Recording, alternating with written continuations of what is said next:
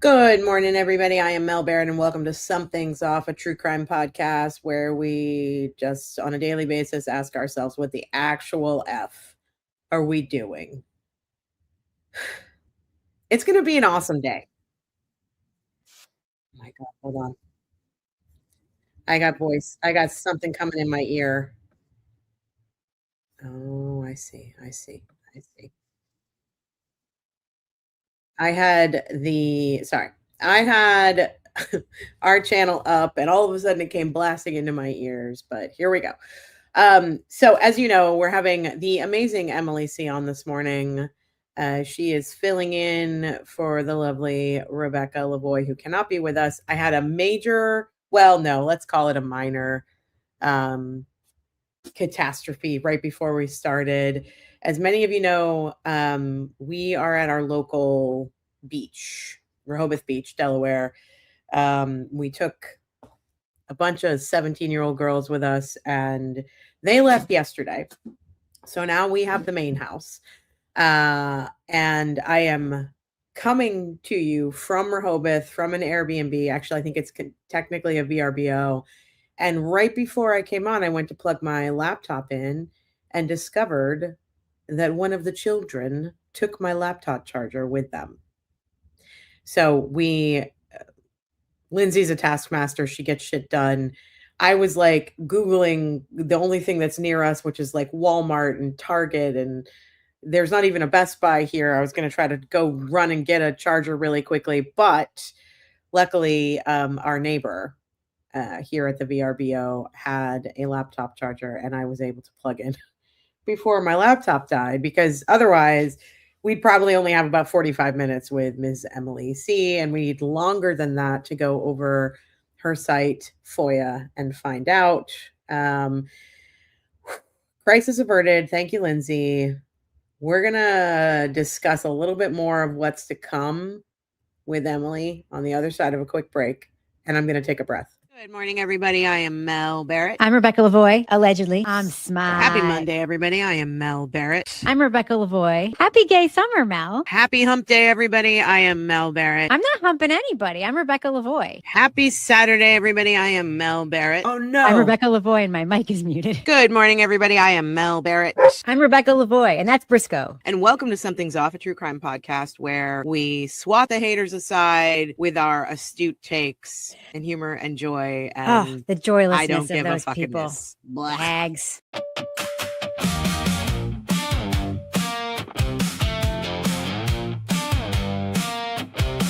You hear it first in the break in the story.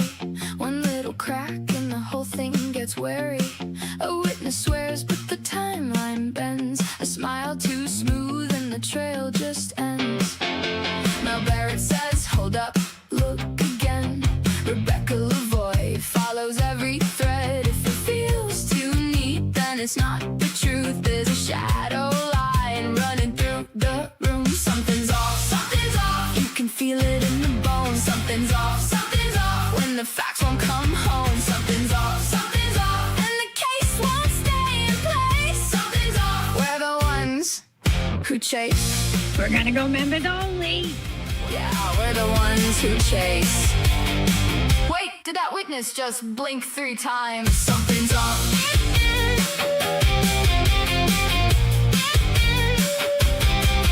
Something's off. That song gets me going.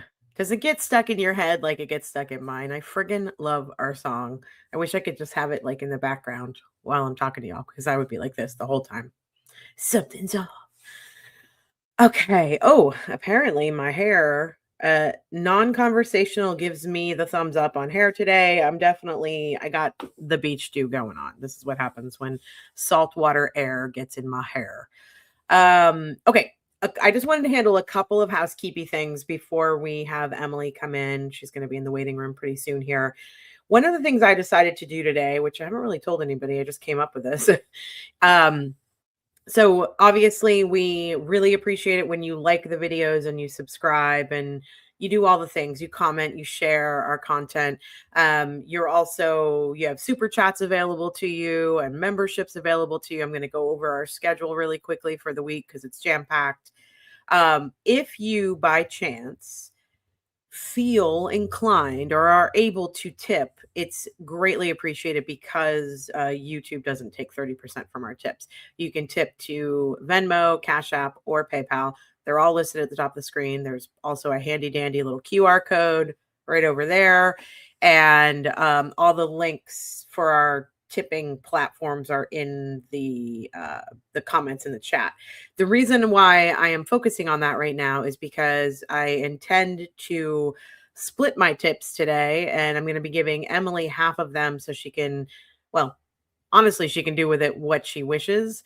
But I'm hoping that, we can raise a little money for the next FOIAs that are coming, because I think the next ones are going to be big, big, big deals. So, what do you mean, nope, Em? Emily's in the chat and said, nope, you better not send it back. I came up with this plan because I wanted to raise a little bit of money to do more FOIAs because they are so, so, so helpful. What do you mean you'll send it back? We'll figure it out. We'll figure it out when you get here. Anyway, if you feel inclined or are able to tip, we really appreciate it. Everybody works hard in this creator community, and especially Emily, especially Kyle Sharkey. We got Ben Burnett out there. We got Corey Hopkins, Queen Corey out there crushing it, and Dee Dee's helping out. Everyone's doing their part to get the information out to the public. And so it's incredibly important to me to make sure that we can keep everybody funded so we can keep doing what we're doing. And we already got our first tip. Thank you, Amanda. Appreciate you. Thanks for all you do. I appreciate you. Thanks for the $20. This latest FOIA dump is really interesting. And we're dealing a lot with Brian Higgins in this one and Brian Albert, which we have a lot to talk about. I pulled out a couple of other little pieces that I wanted to talk with Emily about from the old FOIA stuff, but we're also going to be talking about a little bit about Lindsay Clancy. We're going to focus mainly on FOIA, but I would like to get Emily's take on the Lindsay Clancy case.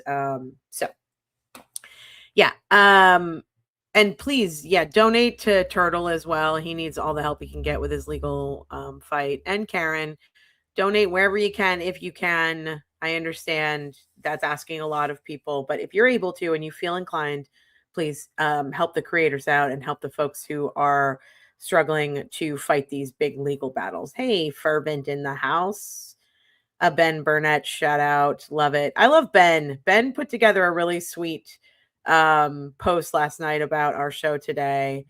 And, he's always so helpful and the best cheerleader, and he's very sweet and he's very funny. I'm trying to use my head to block this giant window.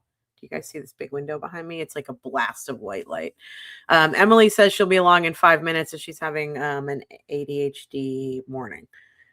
Let's see. Hello, chat. Hello. I did see that Emily is helping Grant with a FOIA. That's the FOIA that I'm really interested in. Not that, the rest of them have been super important. Rebecca and I have gone over a lot of them. But I noticed that Grant is going for FOIA that involves Kate Peter. And I think that's super important to know, if she's actually an agent of the state. Oh, Sarah Lewis, thanks for the $20. You are awesome. Thank you for all you do. Thank you for all you do as well. And Danielle, thank you for the $10. Yo, back at you. Good morning. We've got a bunch of people coming in, and we're going to have Emily on in just a moment.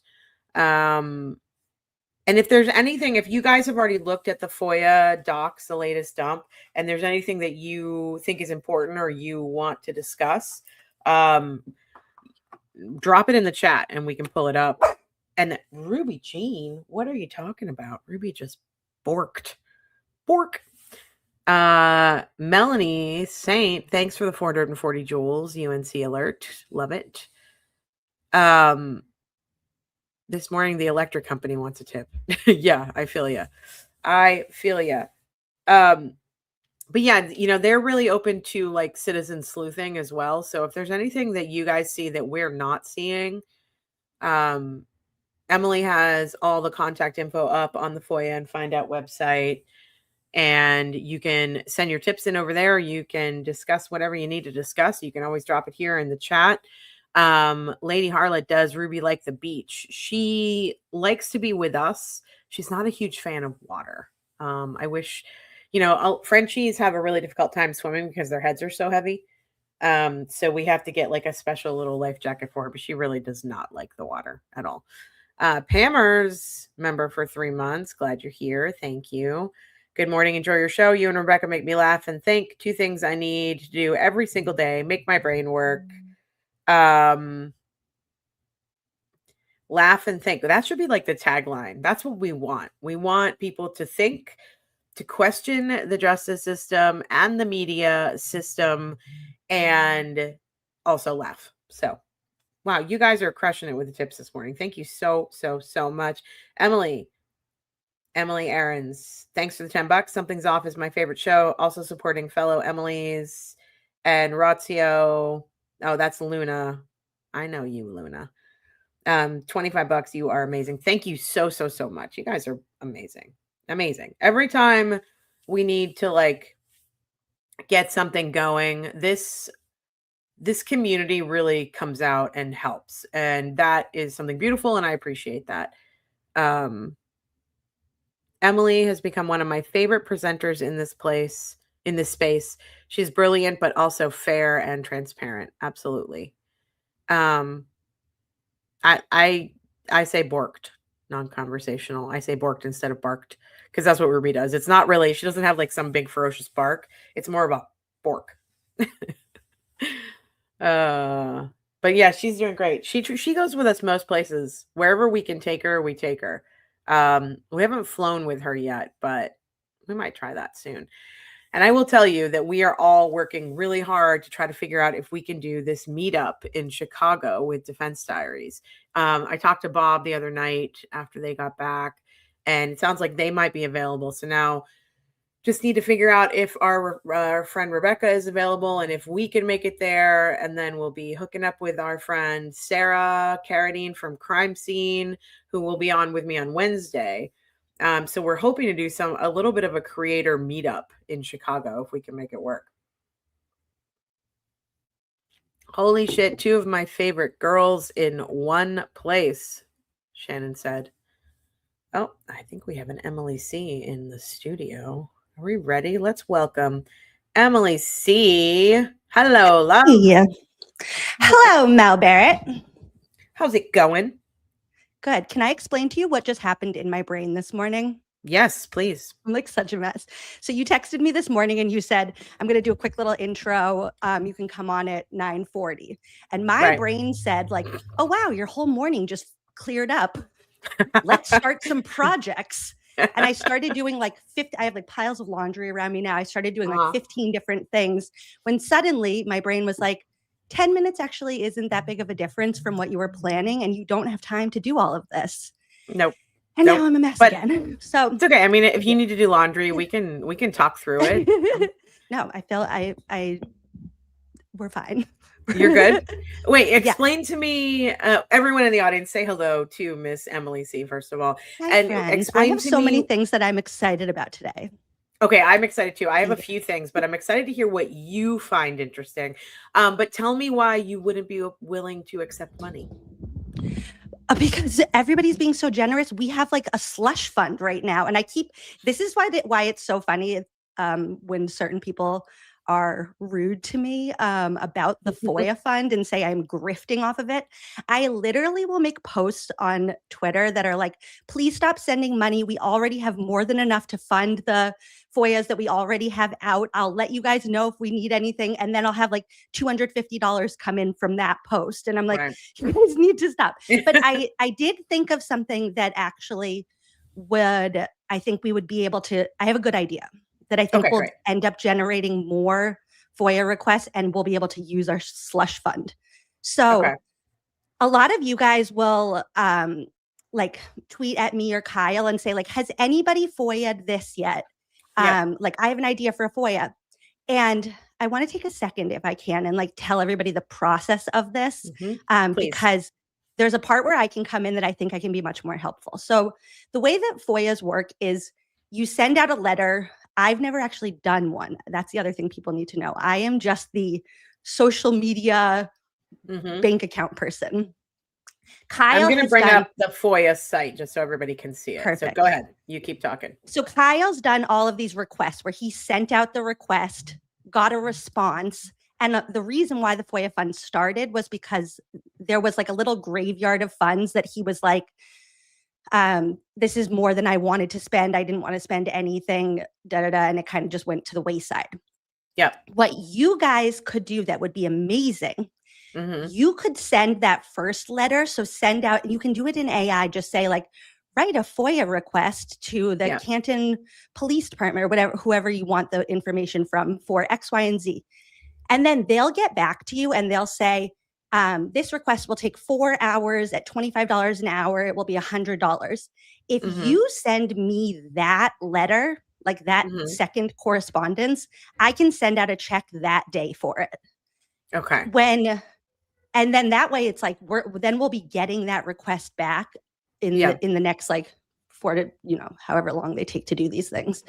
Versus when it's like, hey, I have an idea, then we have to do the whole process leading up to that. Got it. And it will give you guys a chance. This is like the little teacher in me. It will give you guys a chance to really like get involved in the FOIA process and understand how it works and see. And maybe there's somebody out there wants to do one also, to see that a lot of times these requests come back so ridiculously expensive that it's the grant one that we're doing right now. The first response they gave back said it would cost $76,000. That's insane. And then Kyle did I forget what he called it. It was like a fee negotiation, and he narrowed the scope. And then it went down to $375. Also, non-conversational just said they have to respond within 10 days.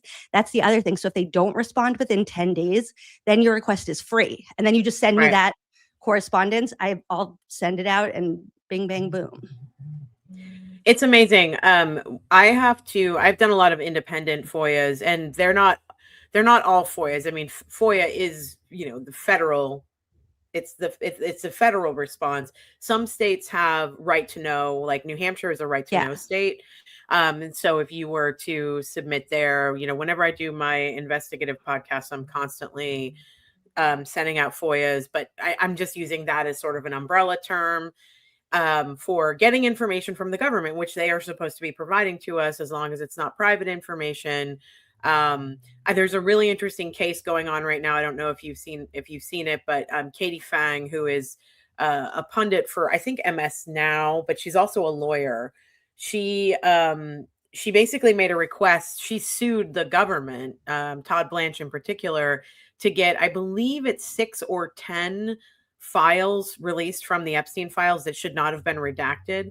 And she's like in court fighting this right now. It reminds me of like how hard Corey Hopkins fought for everything. And she really got the ball rolling. Are you working with Corey on this? Yeah. And I was just about to say, speaking of Corey, she told me, I did the same caveat that you just did once, where I was like, because online the trolls were like, she doesn't even know, it's not FOIA, it's the the public records request. And I said that to her once, and she was like, you can call it FOIA. That's what everybody does, even for a public records request. So Corey is. I just wanted to shut down the haters, because that's what they like try to nitpick, and I'm like, everything is FOIA. It does mean federal, and there are right to know laws, but you're basically filing a FOIA every time you do this. So, and if Corey says we're allowed to, we're allowed to. Corey is kind of like our sounding board when we get a response back, where it's like, so the Higgins emails, it was $450 for the one that we're going back and forth, where we're waiting for now. And we'll like send that to her and be like, do you think this is worth it? What we have found out is that the ones that they come back and say like $50, $100 usually end up just being junk. It's like, those are the ones that they want us to have. And then we'll get something that's like $950, and that's where the good stuff is. So that's why the fund has been really helpful. I just want to say thanks really quickly to Jessica. Happy gay summer. Thanks for the tip. And Cassie and Jody, you guys are all amazing. Appreciate y'all.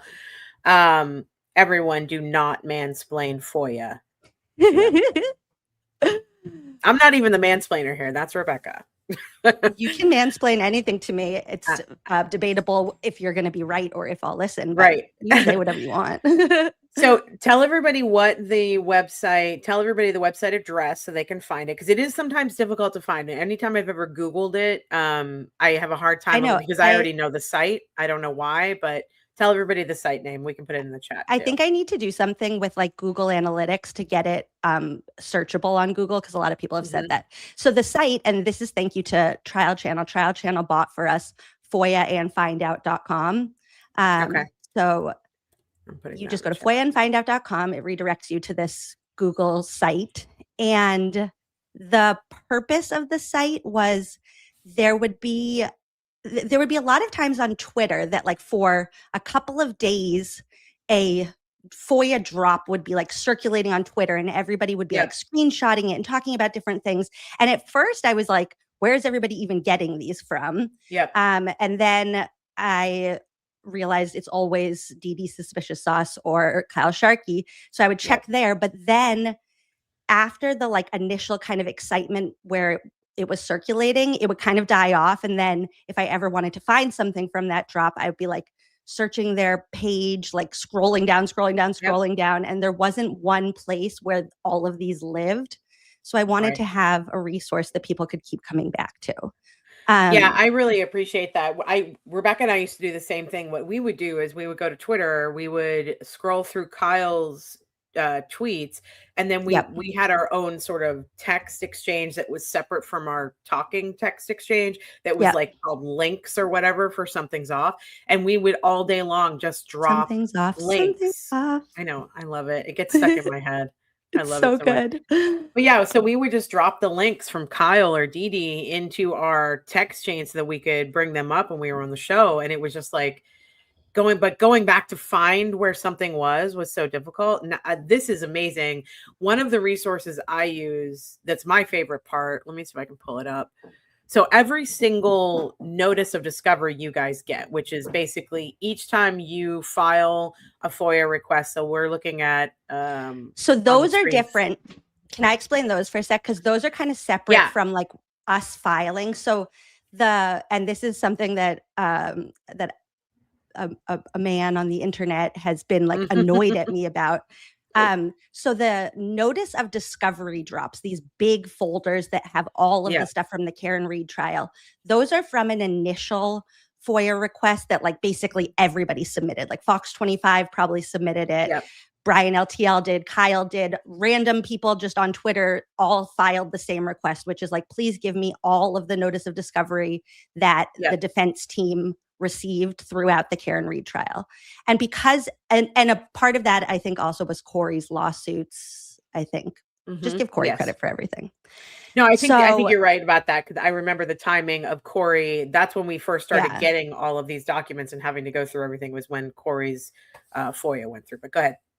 Exactly. And so because like in a normal case that was like a 1-week trial, they would just send you all of the documents at once and that would be that. But because these are so voluminous and they have so much to go through, they set up a schedule to send them out to everybody who had requested them bi-weekly.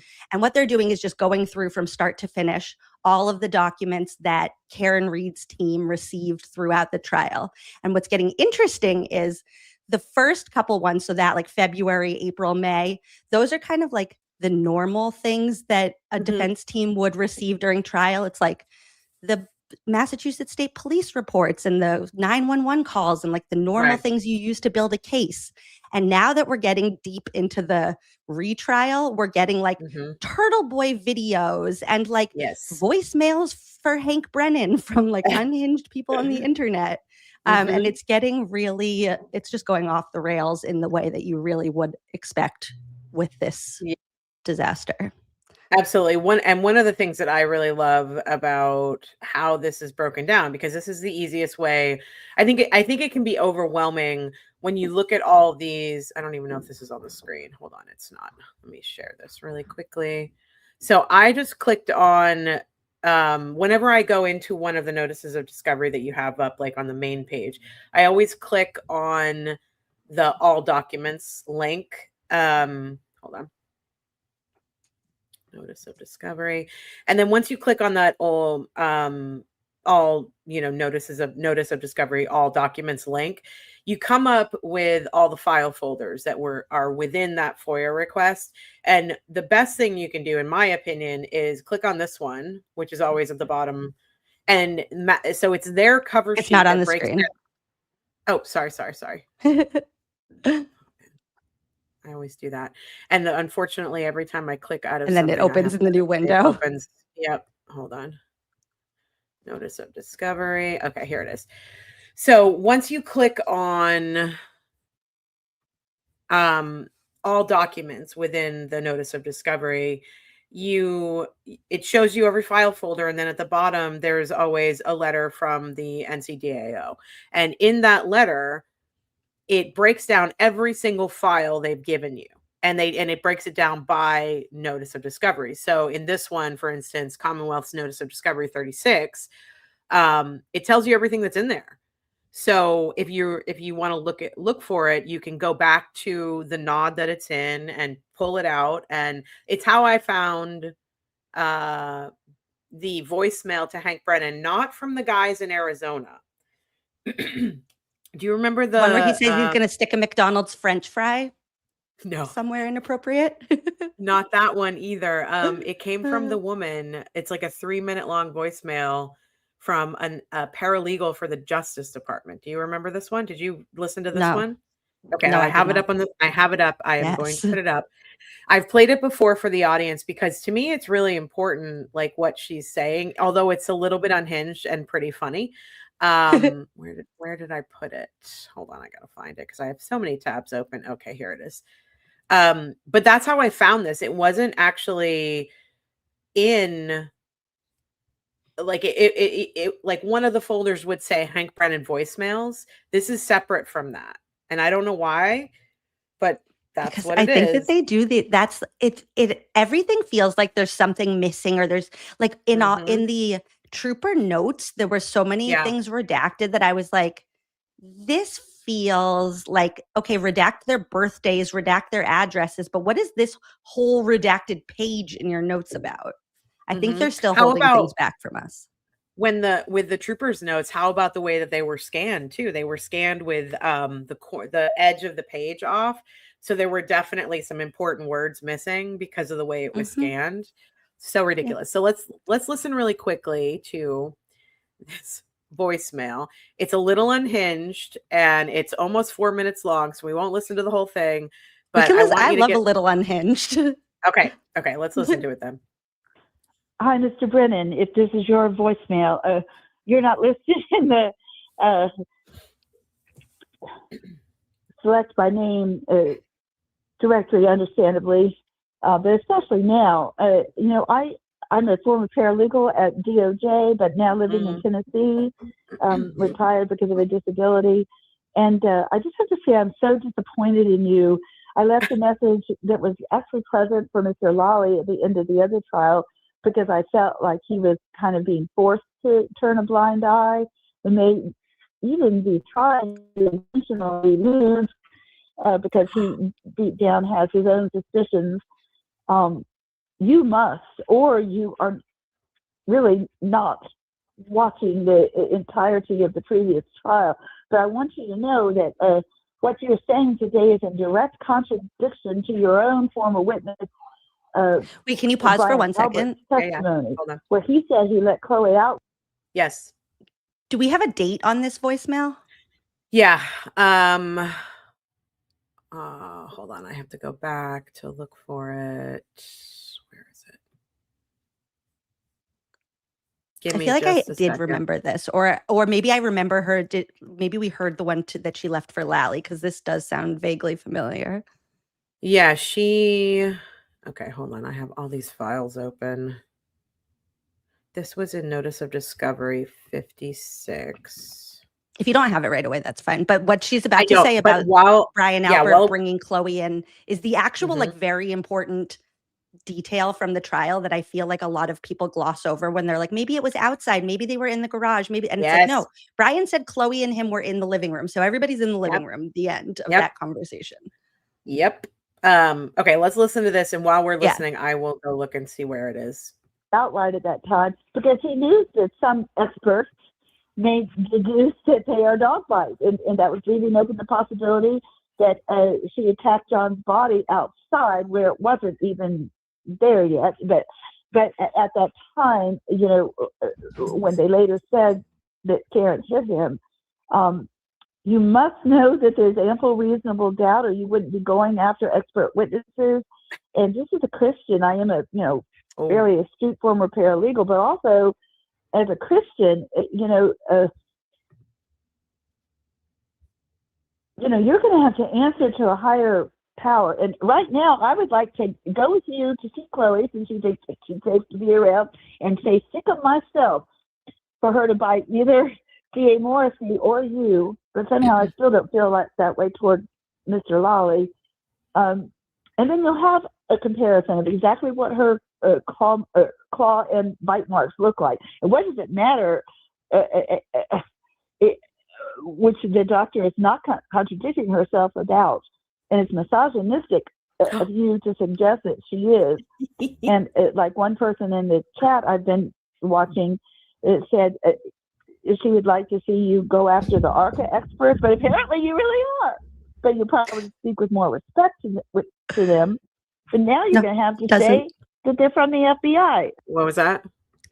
He doesn't speak with more respect to them. Spoiler alert, lady. No, she's talking about, I think she's really upset with the way he was asking, like talking to La Posada and Marie Russell.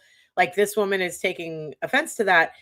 I find it interesting that these are people that are calling from Tennessee, Arizona. These are all over the place. And the whole country is watching. And she's so smart to say it looked like Lally was trying to lose. And now she thinks that Hank Brennan is just basically taking the money and running. What I found is, so this was in the notice of discovery that came out early July. And it's in NOD 56. There is no date on this voicemail. And the thing that's interesting to me is that it just is in the files. It's just called voicemail. Almost as if they didn't want anybody to like have any more information about it. Right. All right. So we have like a minute or so, minute and a half left. Let's listen to a little bit more, and we can talk about it on the other side. Or hired by the FBI. So either you know something that the FBI is being told to stand down because of the change in administration, or you're just not concerned about your own reputation. If even I, a paralegal in Tennessee now, can see the ineptitude of what you're saying. I'm just disappointed even for you to let yourself appear stupid. Why are you all so afraid of these witnesses of yours? And now you can't call Brian Albert, because I will personally bring it to the defense's attention, and I have their cell phone numbers of how he's contradicting himself if he comes out and says anything other than that he let Chloe outrun at that time, which would make it moot whether or not she attacked John O'Keefe's snow-frozen arm at 12:30 at night, or snow-covered arm, supposedly. Anyway, and I started out actually for the prosecution, but the evidence that was presented in just the reasonable doubt of anybody watching any one of your witnesses. And I pray that Proctor comes forward. He was actually the only believable one after he started telling the truth. And now he's being used as a patsy for all the others, which they set him up to be. And I pray that he comes forward against the Commonwealth. It sounded like there was more to that message. Oh, yeah, I definitely cut her off at 4 minutes. Yeah, for sure.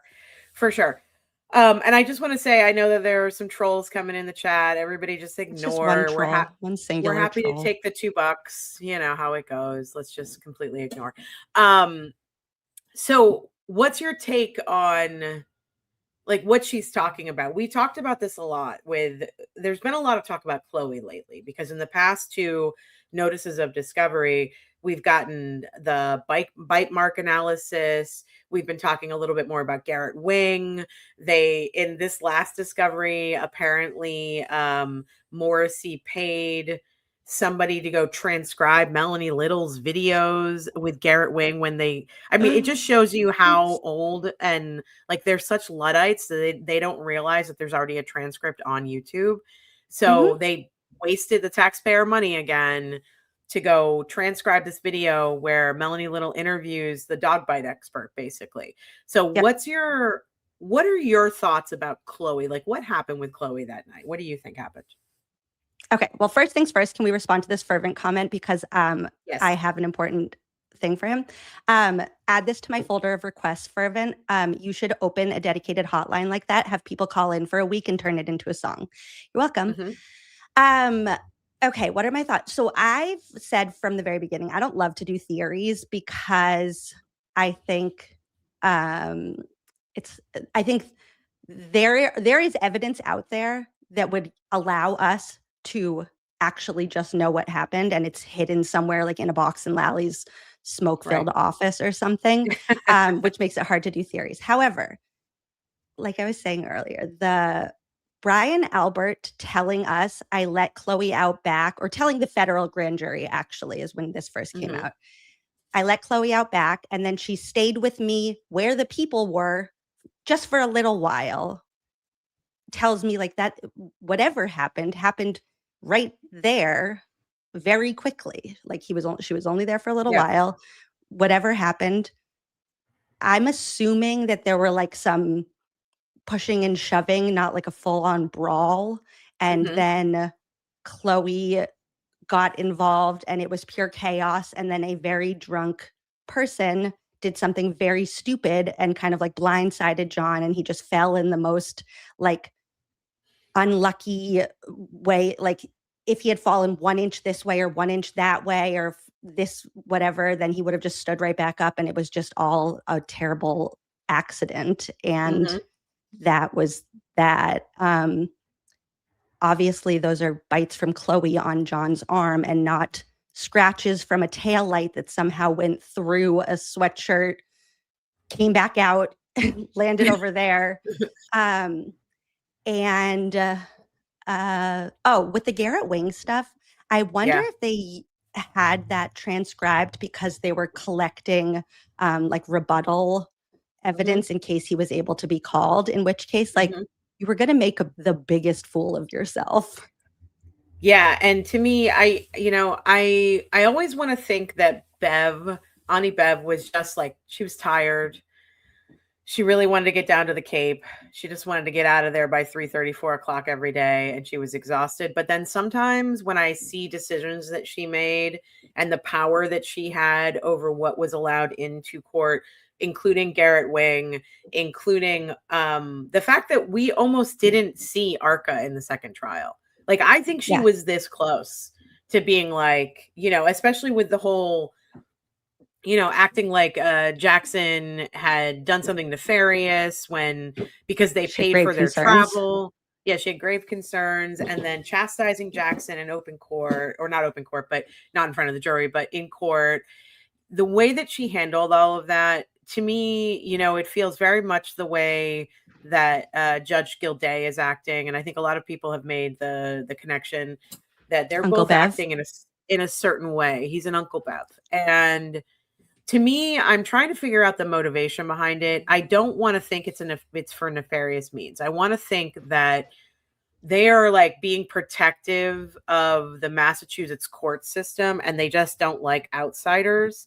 But then part of me is like, you guys are really putting a heavy thumb on the scale of justice here. You guys are forgetting that you are actually judges and that you need to be unbiased, and that, the tactics they've been pulling in court, Bev and now Gilday, makes me feel like they have chosen a side. Do you get that feeling as well? Yes, I do.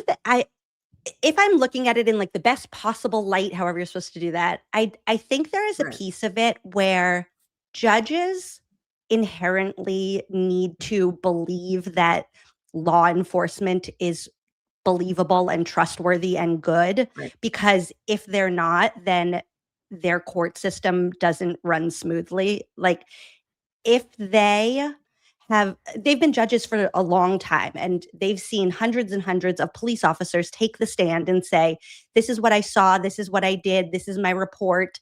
And they've learned to believe that those people are good people and that those people are honest people and they don't have skin in the game in any of these cases. And so judges look at them as people that they can rely on.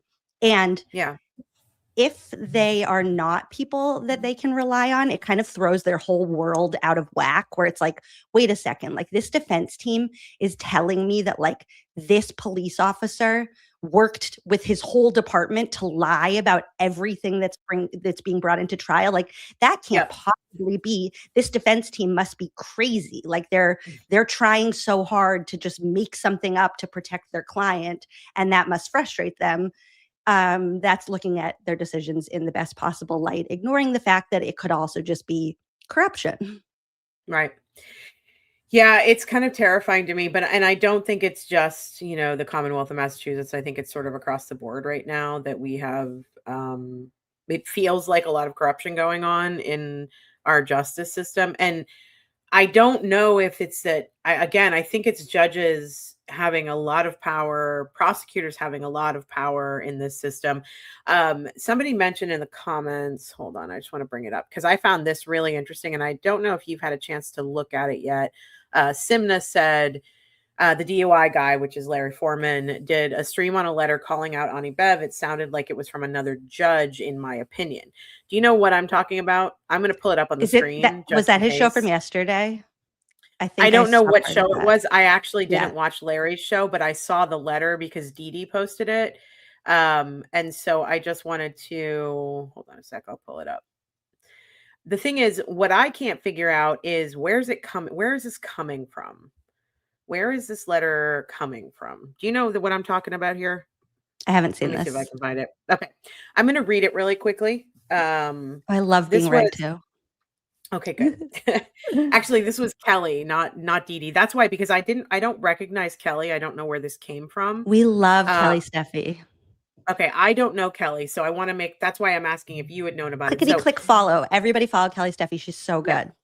Yeah, Kelly's really great. I do find a lot of pieces of information, but I wasn't really aware of who she was until I started reading this. A complaint has been submitted alleging judicial misconduct by Judge Beverly Cannoni in the Karen Reed case, focusing on the February 18th, 2025 pretrial hearing.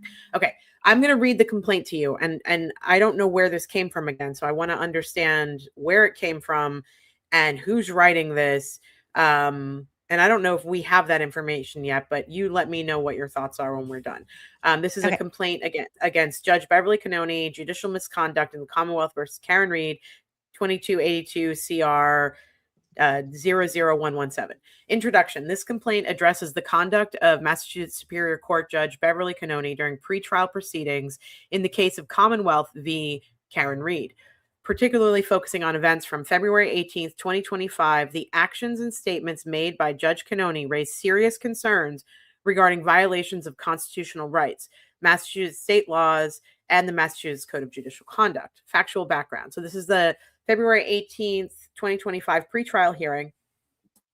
On February 18th, 2025, a pretrial hearing was convened in the case of the Commonwealth v. Karen Reed to address several evidentiary motions filed by both the prosecution and the defense. One of the primary motions under consideration was the Commonwealth's request to exclude testimony from experts affiliated with ARCA. This is what I was just talking about with you, a forensic consulting firm specializing in accident reconstruction. These experts had previously testified during Ms. Reed's first trial, which concluded in a mistrial in July 2024. Special Prosecutor Hank Brennan presented arguments supporting the motion to exclude the ARCA experts, alleging that the defense had engaged in undisclosed communications with these experts prior to their testimony in the first trial. Brennan introduced evidence suggesting that the defense had paid ARCA approximately $23,000 for their services. Brennan claimed that this evidence was provided exclusively by the U.S. attorney and implied that it was quote unquote hidden. Judge Cannoni, visibly shaken. Do you remember she was like out of breath, shaking? Like literally shaking, not just shaken, but shaking. Yeah, shaking. And was like trying to catch her breath as it reminded me, I have really horrible stage fright. when I'm having to act. Like I can get up and Yep. talk about this stuff all day, but if you put me on a stage and I have to play a character, I'm like, like that's how Bev was. She was like out of breath Oh, and terrified. that was me at the It was Wilbur. crazy. That's why I'm kind of yeah. glad that video was never released. I didn't even know. Oh, I would love to see it though. Okay, so $23,000 for their services. Brennan claimed that this evidence was provided exclusively by the U.S. attorney and implied that it was hidden, quote unquote hidden. Judge Canoni, visibly shaken, recessed for about 10 minutes. Upon her return, Judge Canoni expressed quote unquote grave concerns about the implications and quote unquote profound effect of this information on the defense and the defense counsel. Without permitting the defense to respond, she suspended the hearing. 2, allowing Prosecutor Brennan to speak again. After expressing her concern and suspending the hearing, Judge Canoni allowed Special Prosecutor Brennan to address the court again to, quote, provide a timeline, end quote. In this address, Brennan corrected his earlier statement, acknowledging that the information causing the quote unquote grave concern was provided by the defense in reciprocal discovery 5 days earlier and not by the U.S. attorney. However, the judge did not afford the defense an opportunity to respond, thereby allowing the prosecution to present unchallenged information that prejudiced Miss Reed. And then here's the part where it's violations of constitutional and state rights. Due process rights were violated. The 14th Amendment to the U.S. Constitution guarantees that no state shall deprive any person of life, liberty, or property without due process of law. By not allowing the defense an opportunity to respond to the allegations, and I remember thinking like, wait, why are they not allowed to argue back? If Brennan's getting the floor and making all these like breathless, crazy arguments and the defense doesn't get a chance to respond, like why wouldn't she give them a chance to respond? I remember thinking that. And it's literally the same thing that Judge Gilday just did in the July 4th. Yes. It's just history repeating itself. Yeah. Yep, absolutely. It's them trying to be too in control of the courtroom and forgetting about constitutional rights.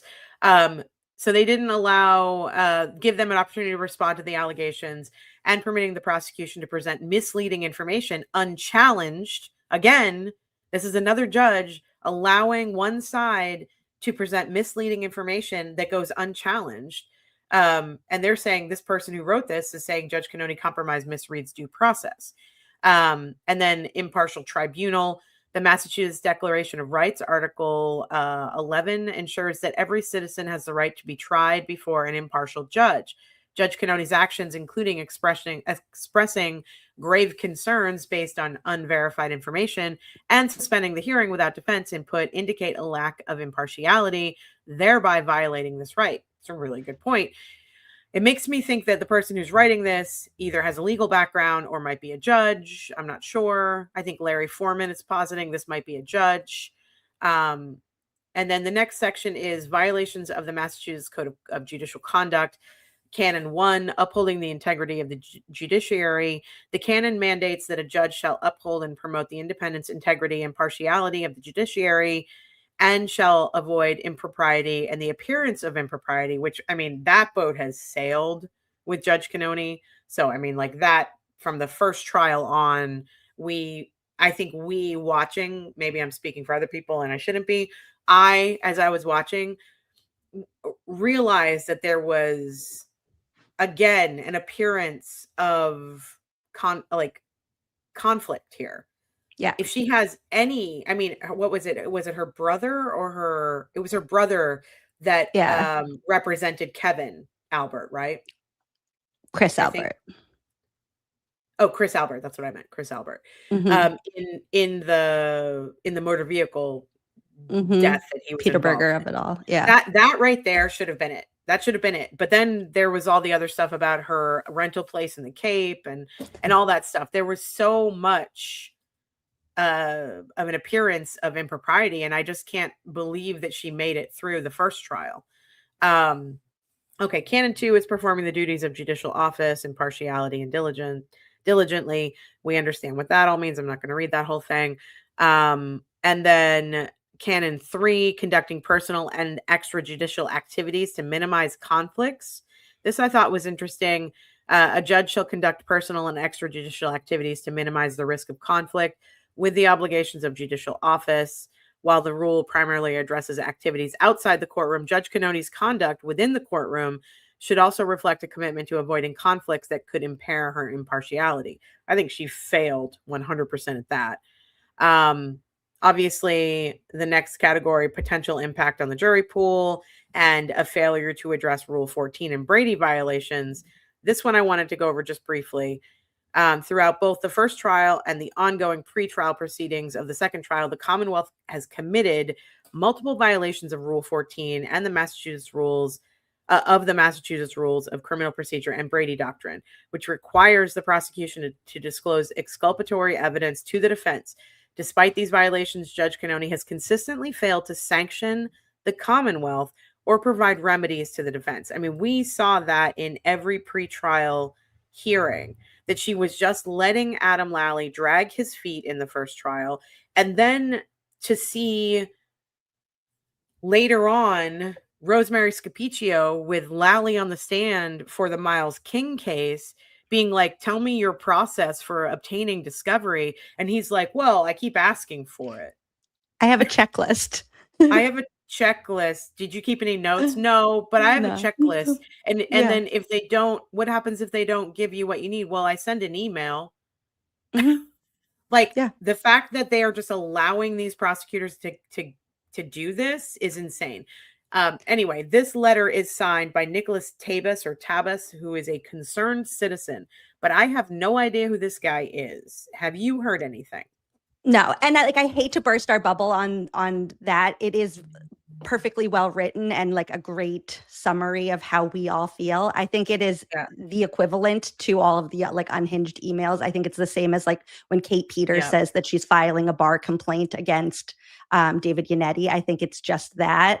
But it is cathartic to like hear all of our concerns put into like very good and organized writing. But I think that it's so it came with, I just pulled it up in the FOIA folder.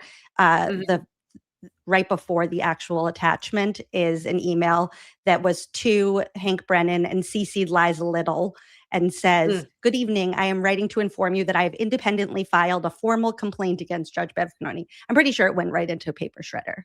Of course. But it would have been nice if it was taken seriously because those were all perfectly valid concerns. I feel like something weird happened with Bev where it was like she didn't ever want to go far enough to actually kind of like impact the trial in a more meaningful way than just being a pain in the ass and just draining Karen's resources by like allowing voir dire. Like she could have very easily said Arca can't testify if she really wanted to like put her thumb on the scale in a major way. And she was never gutsy enough to do that. Right. So it was with that is what always made me feel like it was more about her ego than it was about like a real partnership with Morrissey or something organized with the fact that she had known this family through her brother, whatever. Like, I really do think it was just, she couldn't stand Alan Jackson and she wanted to make his life miserable at every turn. And I don't think she particularly cared for Karen either and just wanted to be a thorn in their side. I agree. And I think she even had a little bit of animus toward David Yannetti as well, because he's a local guy and he should be on her side. I mean, that's what, I feel like was going in her brain. And I think that Gilday's doing the same thing. I think that he hates the fact that she has like 11 lawyers and that Alan Jackson is there. And, that whole sham where they, flew everybody in and called everybody in and they weren't even allowed to be heard is insane to me. Insane. Yeah. And with him, I feel like it's like that courtroom is like, it's kind of like his living room. It's like you spend every day there. Like that is like your home. And then all of a sudden one day you've seen your living room the way it looks every day for so long. And then one day it's packed and there's cameras and reporters and people inside and people outside milling around the hallway and stuff. And you're like, what is all this for this like car accident case? Come on, you guys. Like, I think it's annoying for them. And they're like, now people are talking about me on the internet and they're saying I'm mean. Anyway, I would really like to get back into the FOIA and find out stuff. I want to talk about Brian Higgins and Brian Albert, but because I am a woman with menopause, I have to pee first. Go. Can we come back in 2 minutes? Do you Of want to course. stay on and talk to people, or do you want to just? You can I'll stay do on and whatever you talk. want. Do you want a fervent break? I can put a video at the bottom and we Yes. can listen to Fervent. You guys want to hear Fervent's new Yes. song? Yes. Oh shoot, I don't have it downloaded yet. Never mind about the new song. But let's play Brady List since we were just talking so much about Brady List. Yeah, just give me a couple of minutes. I'll be right back. It's at the bottom. Click that. We'll be back in Oh, yeah. 2. Okay. I put you on a Here Brady we go. list. I'm gonna make you pay for this. Yeah, your AJ's dangerous. Ooh, oh baby, I was born for this. Yeah, I brought the West Coast to Dedham. Nobody is safe from my verbal venom. Put a witness on the stand and watch me shred 'em. Have 'em praying for peace, like the name John Lennon. A lawyer to match me? Well, I ain't met 'em. Don't believe me? Just ask Hank Brennan. Free can't read, and that was just the beginning. I'm never tired of winning. Got these middle-aged women waiting up to go swimming. Let's swim. I don't get nervous. I make people nervous. I don't get nervous. I make people nervous. I put you on a Brady list. I'm gonna make you pay for this. Oh, and AJ's dangerous. Ooh, I put you on a Brady list. Oh, sorry, Paul Pierce, Ray Allen, and KG, the real big threes. You Nettie, Bob, and me. Gonna come with the seat. Don't try me, you should know by now I always come with receipts. I'm out here penning letters like my name better roll. You got problems, Cox, and I think they're federal. Attorney Corey Hopkins, sure let them know. This ain't an episode, this a whole damn show. I don't get nervous, I make people nervous. I don't get nervous, I make people nervous. Ajax out here eliminating all you greasy motherfuckers. Ha ha ha.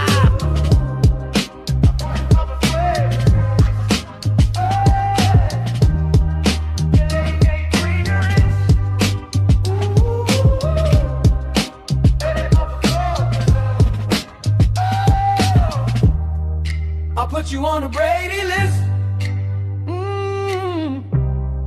I'm gonna make you pay for this. Oh, yeah, AJ's dangerous. Ooh, I'll put you on a Brady list. Oh, So It's so good. good. Wait, can we go rogue since Rebecca's not here and do something crazy? Can you make me Yep. a mod so I can post links in your chat? I'm not going to ever Yes. do anything. Rebecca doesn't have to pay me. I just want to be able to help you I need guys to out. understand when I'm how to here. make you a mod. Oh How do I wait, make here. you a mod? If I comment something right now, then Yeah, you can then I just can click write. on it. You can just click on me. But I have to do it through YouTube, don't I? No, I think you. I don't. I think you can even do it here. I'll Hold on. just- Why? I have to Um, connect my YouTube. What is going on? Why is everything weird? I don't know. If you just write a regular comment in the chat, I have the YouTube pulled up, so I can probably do it from there. This is actually good for me. I needed to learn how to do this, and I've been holding off. You Because guys are. She's so sometimes- funny because it's not. I'm not. I don't want. I'm not working for you.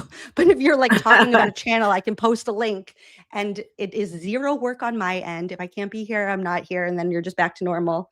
But then you at least have a little safety net. Don't tell her. managing moderator. No, I Maybe she'll think never I agree with notice. it. I think that she's really, like she and I we both feel this way. Our friend Amanda does our chapters for us. Mhm. And that's like we feel bad every time because we're not to the place where we can pay somebody yet. And Right. Rebecca and I have been doing this kind of stuff. I mean, she's had Crime Writers on since 2015, and they have to pay people and they have to do all this Right. extra stuff. And like they run a business and they take care of people. So because our channel is still growing, both of us feel so guilty when people are doing work for us and they're not getting paid. So I feel like that's a you thing where you guys need to know that people really love you guys and want to help and enjoy the feeling of helping. And that feeling is even better than the $20 that you would throw at them. I promise. know, but still, I just, I've been an independent contractor for a long time. And I want people to get paid. I understand. Right. So, okay. We are back to Wait, also, can I ask you a quick question? Yeah. Probably. I just don't have it on my phone right now. Okay. Actually, wait, I can see if I chat now. Let's see. I have a question though. I texted Ben Burnett this the other day because I was like, I have the stupidest question, but I want to make sure I didn't miss anything. Yes, I have a wrench now. Why am I your emoji? I love it, but I feel like I missed a joke. Wait, what? So like, what emoji? On your member, I'm one of your emojis. Oh, I think Rebecca did that. Rebecca's been changing up all of the member emojis. Like before, I just had the little like "you're hot" and things like that. I think because she loves you so much. I love it, and I You're love a member you guys. emoji. I was just, I suddenly one day saw my face there, and I was like, oh my God, did I miss an inside joke? And I'm like so stupid, and everybody else is like in on this joke. And then I asked Ben, and he, no, I think it's just because they like you. And I was like, oh my God, I love this. Yeah. Yeah, Rebecca went through and she changed. So we had we do this thing every 6 months. And I do this in my relationship too. Probably because I'm a lesbian and we like to over communicate. But Rebecca and I do State of the Unions every 6 months to make sure that we're that things are working and that, things, I'm handling all these responsibilities. And she's saying, so we just did that. And she took over most of the setting the YouTube stuff up and just doing all of the stuff that's on YouTube, the customization. And so she changed all the member stuff. And I love it. Like when you become, I don't know if you know this, but when you become a member, it a thing pops up that's like, yeah, you've become a member. And then it's me being like, yeah. I love it. I love it. I love it. Never change it. Please. You have to lock it in now forever. It can never change. I will tell Rebecca, no, do not change it. We love it. I mean, I think she did it on purpose because she loves you. I love that. Thank you so much. Yeah, of course. We love your face and we love to see you. I mean, I think she's the one that also came up with the Velvet Knife nickname. Oh, yeah. For you. She did. Yeah. And it really caught on right away. Yep. Okay. So couple of things. We have a couple of big things to go over. And then after these two things, I do want to talk to you a little bit about Lindsay Clancy. I don't want to spend a ton of time on it because it's a really heavy case. I'm a bonus mom. You're a bio mom. It's tough. I think it's tough for anybody, but especially for moms. So my question to you first is, do we talk about the Higgins filing or do we talk about the Albert interview with Tully first? Let's do Higgins first because I feel like then it gives us a little bit of insight into everything. Yeah, the kind of person that Higgins is, the kind of big baby man-child. This fascinating. Yeah, fascinating. All right, let me bring it up. So embarrassing. Hi, my fake. It really is. There's so much. Let's see. Hold on. This is the right one. Okay. So this, everybody, was in the last FOIA and Find Out dump that we got. This is, let me take the summary off. This is the thing that freaks me out about this, though, is Massachusetts. Look at the title, Massachusetts State Police Investigative Report. Guys, for those of you in the audience who don't know, Brian Higgins compiled this report and, as I understand it, submitted it to the Massachusetts State Police about microdots, about our Richie. Richie. Yeah. And so something that I've just big picture that why this makes me especially nervous is because this investigative report, this desire to press charges on microdots, basically, I think that Higgins felt very emboldened seeing what happened to Aiden. And I think seeing that the Massachusetts State Police and the Norfolk County District Attorney's Office were willing to like go into every single crack and crevice of our legal system to find something to get Aiden on, and to even create a situation where they were baiting him into violating his bail. This is where I start to get angry again, where it's like, I don't care what people think about Aiden Carney as a person. Right. If we allow the Massachusetts State Police and the Norfolk County District Attorney's Office to get away with what they did to him, it is a less safe place for all of us to live. And I think the only reason why Higgins even did this nonsense in the first place is because he was like, ooh, I saw what Aiden went to jail for 3 months. It was a quiet 3 months when he was in. That was so nice. Or 2 months, whatever it was. Yeah. And one more big picture thing about this for people to prepare yourselves if you haven't seen this.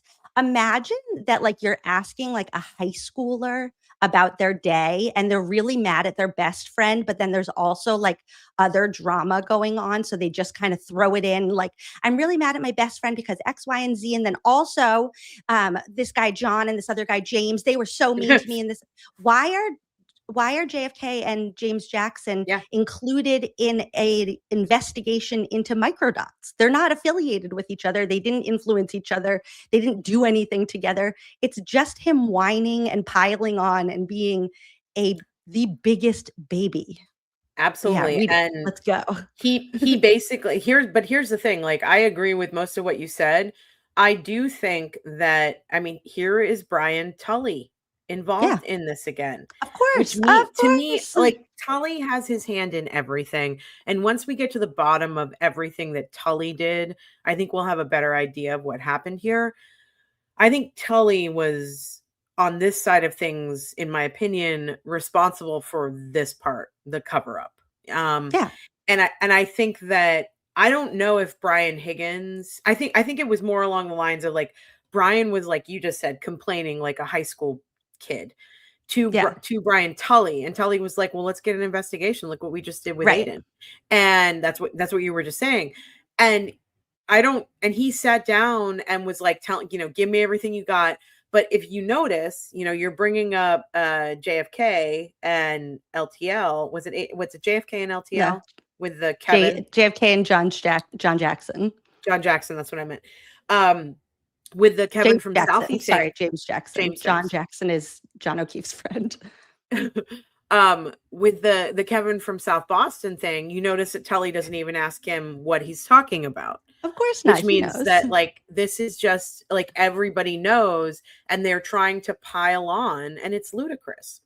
Okay, I think one thing about Tully, so Joy said, and this is like a common phrase, all roads lead to Tully. I think that the actual phrasing should be all roads lead through Tully, because if Tully was just doing this on his own accord and everybody else above him was on board and everybody was above board and like not a corrupt POS, then they would have stopped him. They would have said, why are you like, he would hand in this report to somebody above him and they would have said, what is this?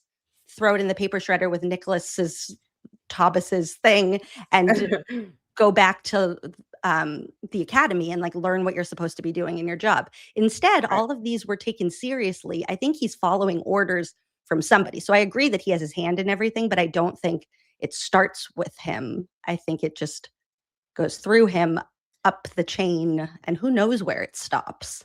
And I think we can sort of put them all under the umbrella of Back the Blue. I think that, unfortunately, if you look at the way that Helena Rafferty acted, if you look at the way that Colleen Crawford acted, if you look at the way Lally acted, and Michael Morrissey, Brian Tully, even Hank Brennan, because he was paid to do so, all of it falls under the umbrella of protect other cops, right, Ruby? Ruby just snorted.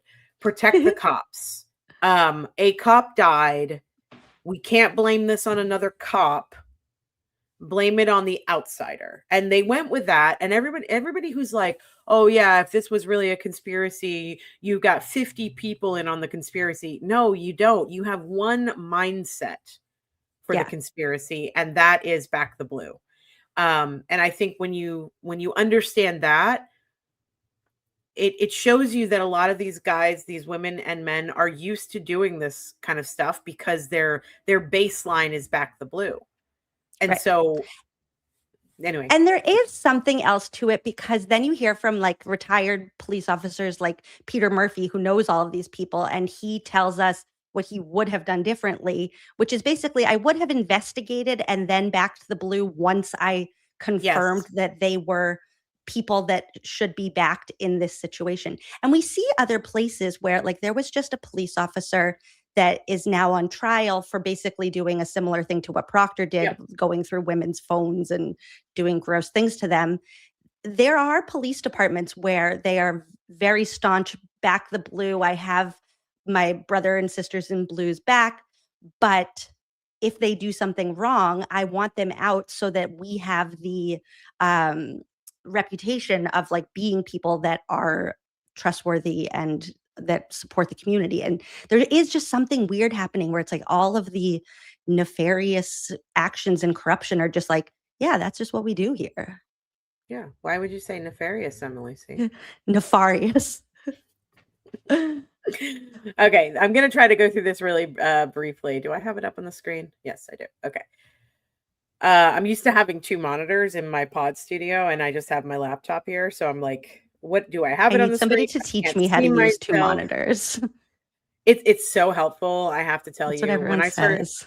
When I started having trouble with StreamYard back in the beginning, and it was like freezing up on me every time I hit a different tab, getting the second monitor and just understanding what was on the screen for the audience was so helpful. Right now, I feel a little bit out of it, but okay. This is Tully wrote this first part. On March 21st, 2025, I met with Brian Higgins, who was a witness to and testified in the ongoing Commonwealth v. Reed criminal matter. Mr. Higgins stated he prepared a written statement with accompanying documents regarding Richie and his work with Aidan Carney and Karen Reed. The provided documents are attached to this report. And can I just say one thing to frame this for everybody while you're listening? For each one of the complaints that he brings in this, I want you to ask yourself individually, is this against the law? Is this a problem? Or did it just hurt your feelings? Yes, yes. That is a really good way to look at it, because everything that he talks about in this complaint falls under First Amendment protections, and or like, not just falls under, but like isn't even borderline, like isn't even like, you're not even approaching the line of like, oh, well, maybe you shouldn't have yelled cop killers. I still don't think that you should have been arrested for that, but like, I see where they got a little bit offended. Like, Yep. All right. So the original complaint is about 2 pages long, and then it's just a bunch of documents that go along with it. I'm going to read this really quickly. Detective Lieutenant Tully, I'm writing to report a pattern of witness intimidation and harassment by Mr. Richie Keogh, who I believe resides in Quincy, Massachusetts. Now, first of all, that I'm stopping for a second. That terrifies me that they were able to get Richie's like address information, whatever. I mean, I know they have access to it. They're cops, but this is a guy who has done nothing wrong. There should be no investigation into him. He's one of the nicest, kindest, gentlest people ever. And and all he's doing is creating art, as far as I see it, investigative documentaries, basically. That would be like saying that, you know, the people at Netflix are harassing and witness intimidation every time they do a documentary about Karen Reed. And it's just like, what are we doing here, you guys? This is insane. Right. Okay. Mr. Keogh is also known. Am I pronouncing his last name right? Mr. Keogh? Okay. Yeah. I only know him as Richie. So Mr. Keogh is also known online as quote unquote microdots, and based on publicly available information, appears to own and operate RKI Designs LLC. Mr. Keogh operates the YouTube channel Microdots. Thanks for dropping the YouTube channel in there, Haggy. Now we all know it. We already knew it before. Go and like Richie's work and follow, subscribe. He also has a Patreon where he drops his documentaries for members only first before he brings them over here to the public. I'm just going to call him Richie instead of Mr. Q. Richie operates Yeah. the YouTube channel Microdots, which currently has 31.7 thousand subscribers. This was a while ago. He has a lot more now. He has, I think, over Now he has 100 and something. 103,000. Right. Okay. Go Richie. And approximately 40 videos, some of which I've noted below. He also manages the Microdots Facebook page, which has approximately 4.5 likes and 7.6 followers. Who gives a fuck, Higgins? Come on. This Higgins page does. contains, I know, this page contains a link to dropmicrodots.com, which is listed as the official Microdots store and predominantly sells Karen Reed related products. Additionally, Richie maintains a second Facebook page under the name Richie. Richie began targeting me through the creation and dissemination of videos on YouTube. These videos, a majority of which are narrated, focus on footage of myself and other Commonwealth witnesses at the Waterfall Bar and Grill on January 28th, 2022, and suggest that I was responsible for or conspired with others regarding the death of John O'Keefe. I think Higgy's protesting quite a bit here. Maybe he's protesting a little too much. Well, and what's funny is like when he says they are narrated is different than like interpreting things and like he's literally saying like they are at the door.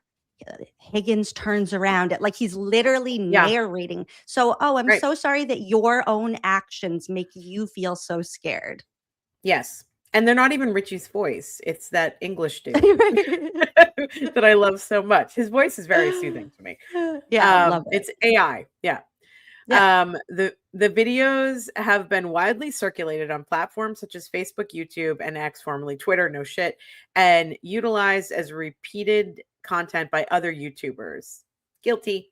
I believe these actions are intended to support an alternative narrative aligned with Karen Reed's defense team and to incite and encourage their followers to intimidate and harass me and other Commonwealth witnesses. I just want to say this. Anybody is allowed to posit what they think happened. And if they have documentation to prove their theory or what they think proves their theory, they are allowed to talk about that.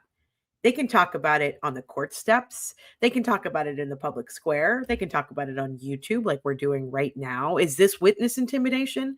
No. I don't.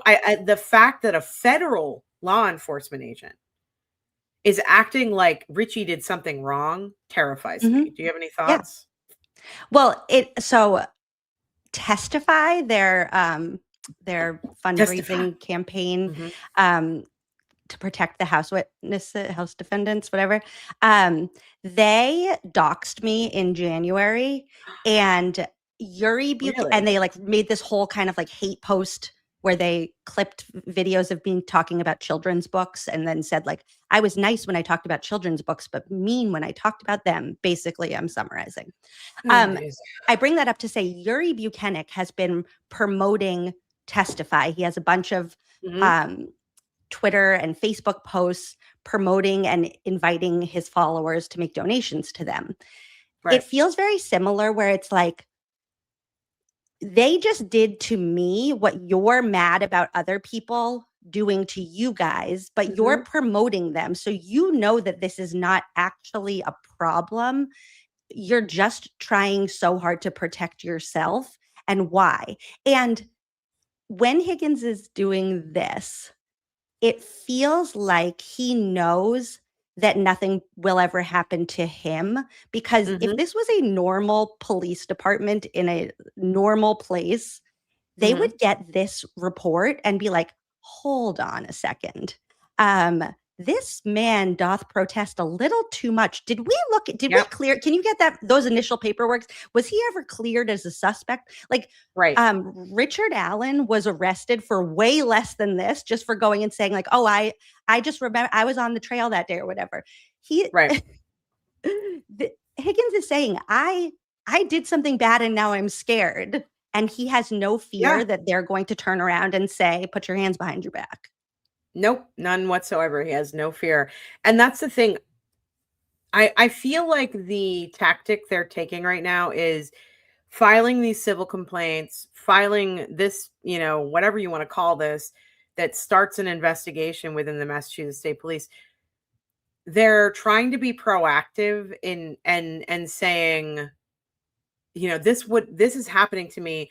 I'm just a witness in this case. I'm not a suspect. I've never been a suspect, obviously. But to me, it feels very much like they're just trying to cover up for what they actually did. And like course. you're saying, they just have no fear of reprisal. They have no fear that anyone is going to turn on them and put them in handcuffs the way that they're doing to Karen Reed, the way that they did to Aiden Carney. And that's terrifying to me, honestly. I also have a question about why I keep looking at this number and trying to figure out what was happening.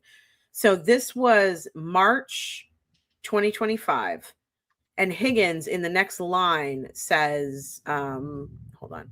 Over the past 21 months, I've lived in a constant state of fear for my personal safety and the safety of those close to me. Why 21 months? March 2025. What's 21 months? So March 2024, 2024. March 2023, March, What's April, 21 May. months? What's that? June, July. Hold on. Yeah, of Rough. 2023. Like what is happening? Okay, 2025. So 12 months before that would have been March 2024. And then I'm really bad at math. I'm asking Grok. So it would have been 3 months. June before 23. 2 years. Yeah. What was going on in June 2023? That's what I've been trying to figure out. Because like, yes, Pammer says it in the chat. Turtle Boy starts reporting April of 2023.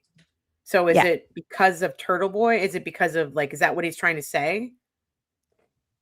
But then you would think, I guess maybe his name didn't catch on until April. Like until June, if it was like Aiden started with Jen McCabe and the Google search started to build a little following, more people were getting involved. Is that the federal grand jury was July. Let's see. I just asked Rock. Retry. Federal grand jury. When was the federal grand jury? That's what I want to know. So hold on. I have a calendar somewhere, timelines that we can pull up. And non-conversationalist saying that July 2023 was the rolling rally, but Higgins wasn't involved. His place wasn't in the rolling rally because he lived in Revere and then the Cape. No, so he lived in the Canton Police Department, silly. Yeah, that's true. That was his address on every report, just the Canton Police Department. I still can't believe this is something that always sticks out to me. And I don't understand why nothing's been done about it.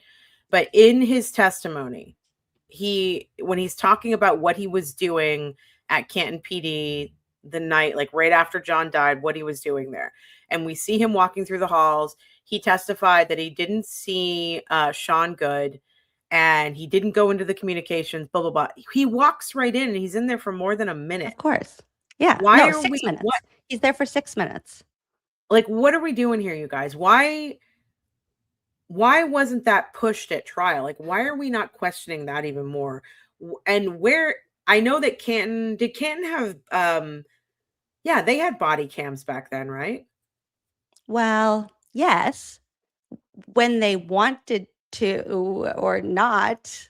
I don't know. They never used them. The only thing they recorded was Lucky's interview. I just put a calendar down at the bottom if you want to pull that up. This is okay. Oh yeah, that's right. Your calendar is so good. Okay. So June 2023 is TB makes several trips to Canton, goes to D&E Pizza and interviews DPW people. So he's like getting closer to Lucky. June 9th was the lacrosse game. And then we actually didn't know, I think, the dates of the federal grand jury when I made this. We still don't, I guess, know, do we? Yeah. I do feel like based on the transcripts of the interview with, was it Tully? I think it was when Tully had to sit down. No, who was above Tully? Fanning? Oh, for the IA internal Yeah, affairs what that investigation. Yeah, that Fanning was there internal too. affair. Yeah, so the day that Buchanan and Tully went to Proctor's house to console him and make sure that he wasn't going to unalive Fanning and himself, Tully. Fanning and Tully, after the grand jury. That's what I'm trying to figure out when that was, because I think that's Oh, when that everybody was started getting February scared. 1st. That was February 1st of 2024, I think, though. What, right? Is And that then right? Or it, February yeah, 1st, 2023? I think you might be right Oh no, because okay. It was it was February February 1st, or but March. I don't now I'm mixing myself up. Hold on. 2020. Pandora's lawsuit said the Voss article said that Colin testified in July. I think that's true. So if Oh wait, I mean, here, but that McAlbert. doesn't really. I mean, maybe Higgins started getting nervous, but nothing was really focused on Higgins in, I feel like, July of 2023. It wasn't until we got closer to the trial, which wasn't until 2024, when we started talking about, we started understanding that Brian and the two Bryans had gotten rid of their cell phones. And we started to understand that there were those text messages between Karen and Brian Higgins. But that was all getting closer to 2024. So I don't know what he's talking about with 21 months. It's just something that keeps sticking out to me. And I I'm think trying to figure 21 out. months is him. Is when the public started finding out. I just added a 2024 calendar down there. Not all of these are exactly right. But so I think in March of 2024 was the first, well, actually in January of 2024 was the first time that we learned about that there was a federal investigation. And then in March of 2024 was the first time that, oh, actually, you know what I have that this is, I got you. Hold on. We learned about what the federal investigation was looking into in March. And then 1 week after that is when those new Courtney Proctor interviews took place. This one down here, no, federal investigation. Wait, let me get rid of this one. Which one? Federal, I'm going the to one get that rid says of the federal investigation. Not that Not one. that. Hold on. Remove from studio. Oh, no, not that one either. I can remove This that one. one too. This one. Okay. So January of 2024 is the first reference of the federal investigation. February is when they hand over the 3,074 pages. Right. So I'm assuming, I don't know, I'm mixing March. myself up. And then March is when we find out all these details at the bottom, the 222 communications and all of that.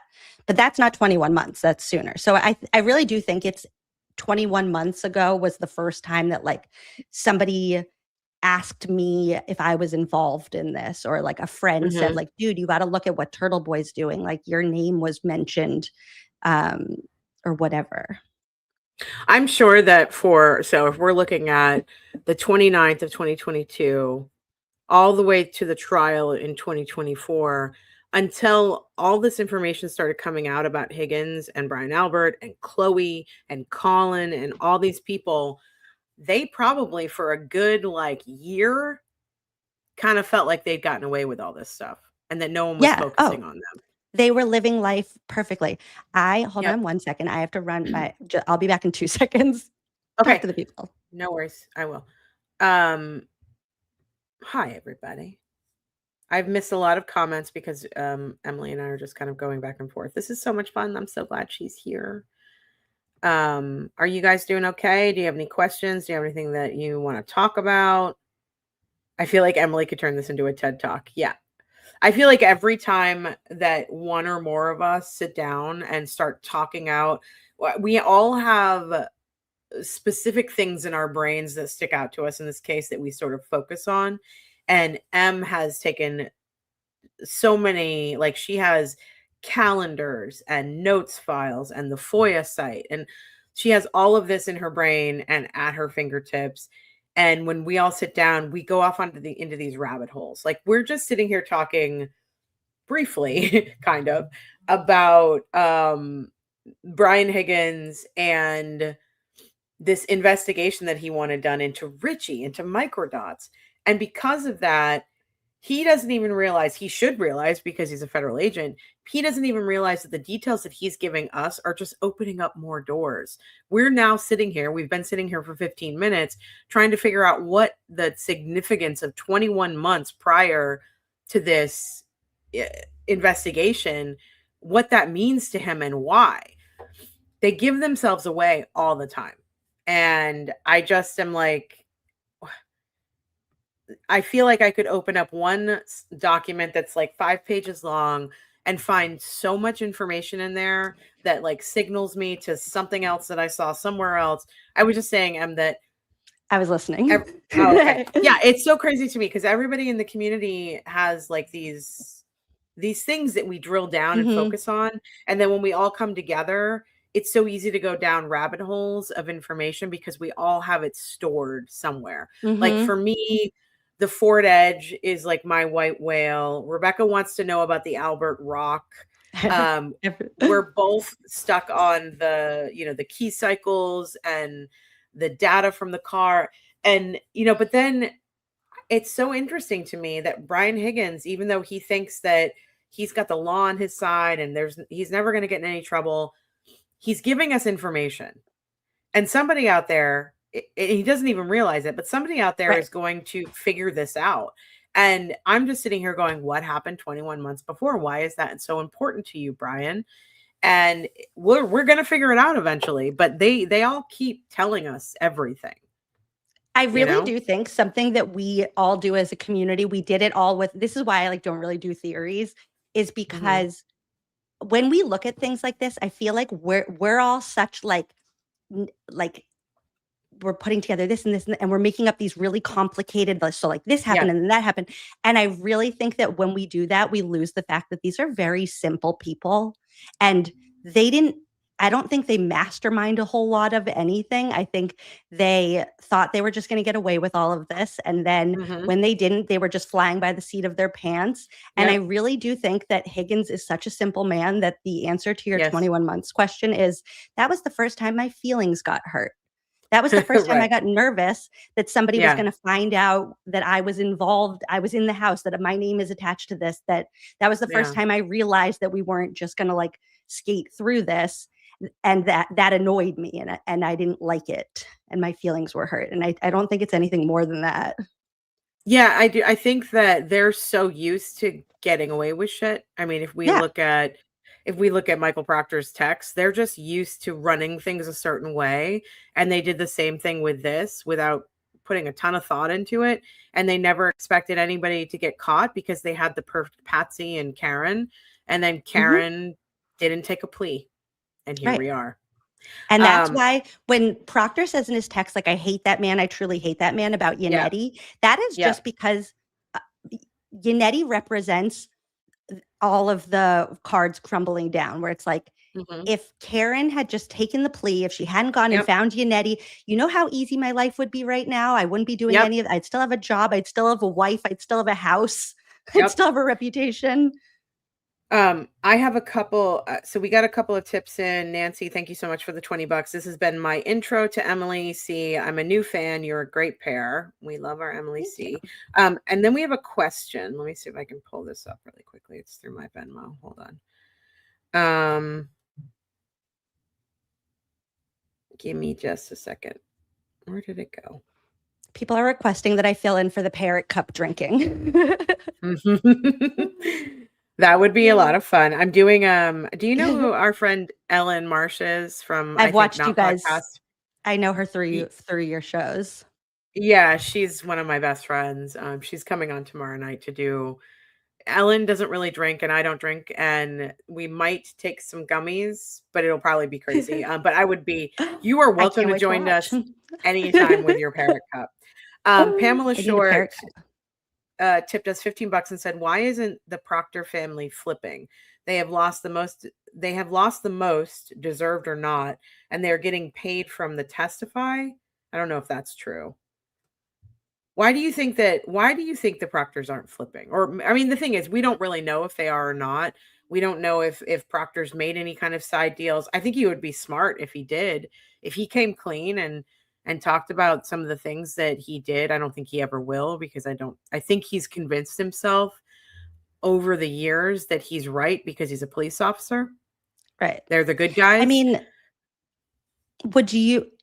he still has more to lose. He has his freedom to lose. Like, he's lost Yes. everything in his life. But if flipping means admitting to crimes, then he loses his free. And even if there's a deal, the deal only goes so far in terms of protecting. Oh, you get 6 months, and it's not. I think that people forget that he's lost a lot, but he still has more to lose.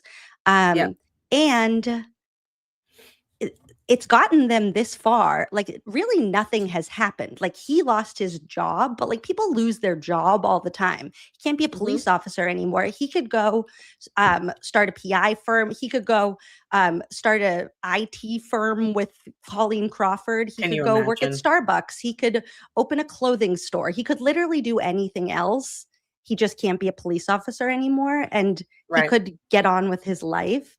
So I don't think that flipping has the advantages that like we wish it had. I think people are thinking along the lines of immunity. Like, if Proctor came forward and told everybody, like the feds, this isn't state stuff, but the feds, if Proctor was like, I will tell you everything I know about what happened and what everyone did, as long as I don't have to go to prison and I can stop this. I think that's what people are thinking. I don't think but it's I think that easy, only though. happens if they're closing in on him. So if they're already, if they're 6 weeks into an investigation and he feels like the walls are closing in and he can't lie about whatever. And all this is my own opinion and speculation, and it could be totally wrong. And I'm not defaming him by saying this because I don't know what happened.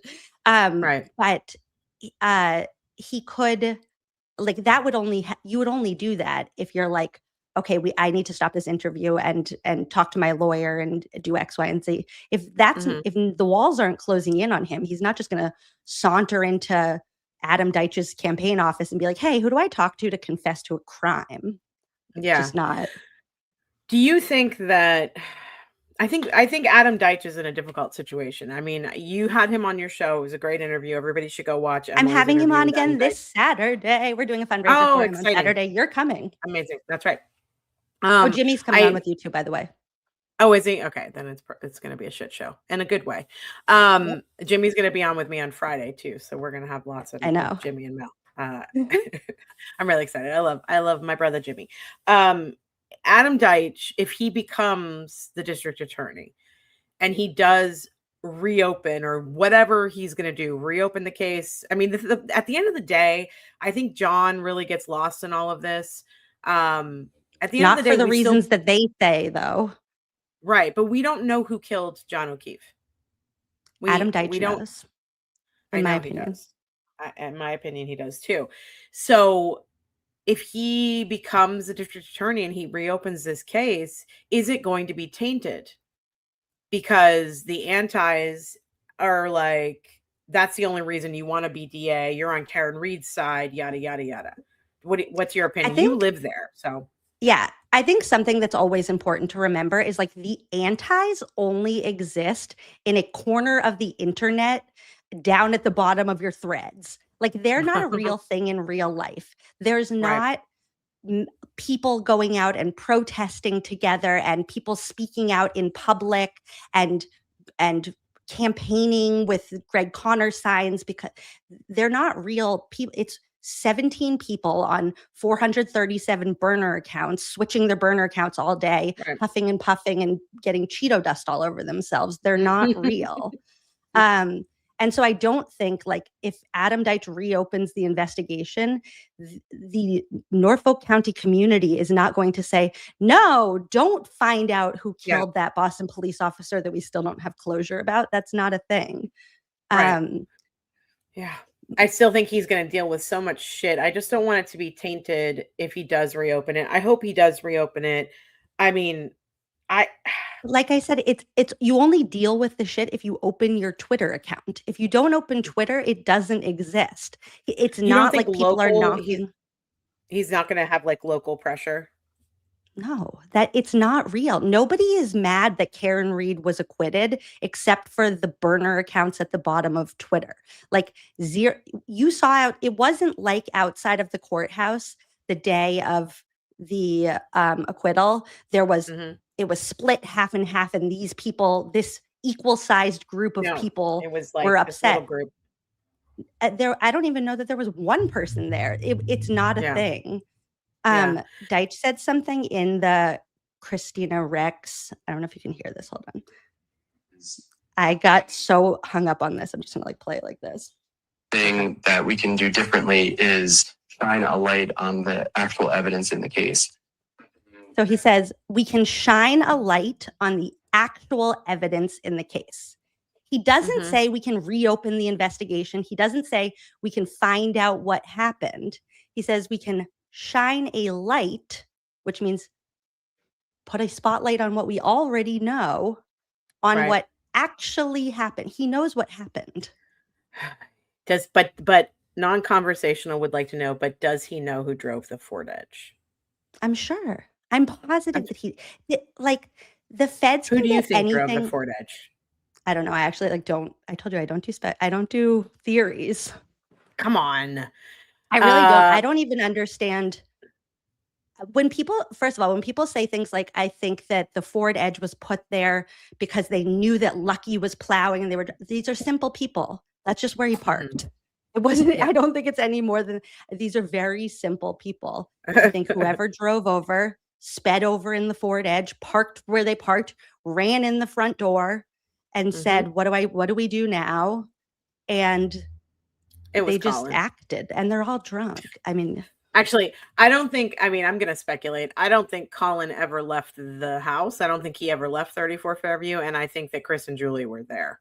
And I think that Julie coming over first thing in the morning with the donuts, and it's all a ruse just because she had to have some excuse to come back to that house. And I don't know whose Ford Edge it was, but I know it was parked right where John's body was. And it was either in the garage or, like you said, someone just pulled up and parked it there. And that's where they put John's body because there was already a car there and it would have blocked Kelleher's camera. But I want to see Kelleher's camera. I hate that during the trial, we sat there and listened to Gallagher tell us, oh, don't worry about that camera. It doesn't have the right angle anyway. And I know because I used to pick up packages for Kelleher. I don't give a fuck what you know, buddy. Like, why do and we when you not pick up have that somebody's camera? packages, you don't know where their camera is pointed. Like that's not a thing. Plus, like in the Koberger case, they were able to piece together so much of the timeline because of the audio that neighbors' cameras picked up, not what was actually seen on the camera, but what was heard. If Karen hit John, we would have had everybody's camera in the neighborhood. We would have had 46 different angles of it. We would have already seen every angle of what exactly happened and how they missed him when they all left the house and it didn't happen. No. But if Kelleher's camera, Allo camera, picked anything up, even if he destroyed it, the feds have it. It's in the cloud. The feds don't have to ask Kelleher for his permission they just go to Arlo and say, give me this, and they get it because they're the feds. They know everything. Yeah, I know that, but that's my point. Like, how do I say this? The idea that Judge Bev continued on this charade of this is a real prosecution here, this is a real courtroom. If she has been sitting on the bench long enough to have heard everybody testify, so many people testify in cases like this, and she's listening to all these first responders. You can take the first responders from the Lindsay Clancy case and match them to the first responders in this case, and it's like the people in this case are hiding something. The people in this case are dirty. Like something's weird. Like they're not being, every time a first responder testifies, it's usually factual. Here's what we did. Even if you take Noonan's testimony from Kelsey Fitzsimmons, his was more like, this is what I did. Here's where I went. Tap rack.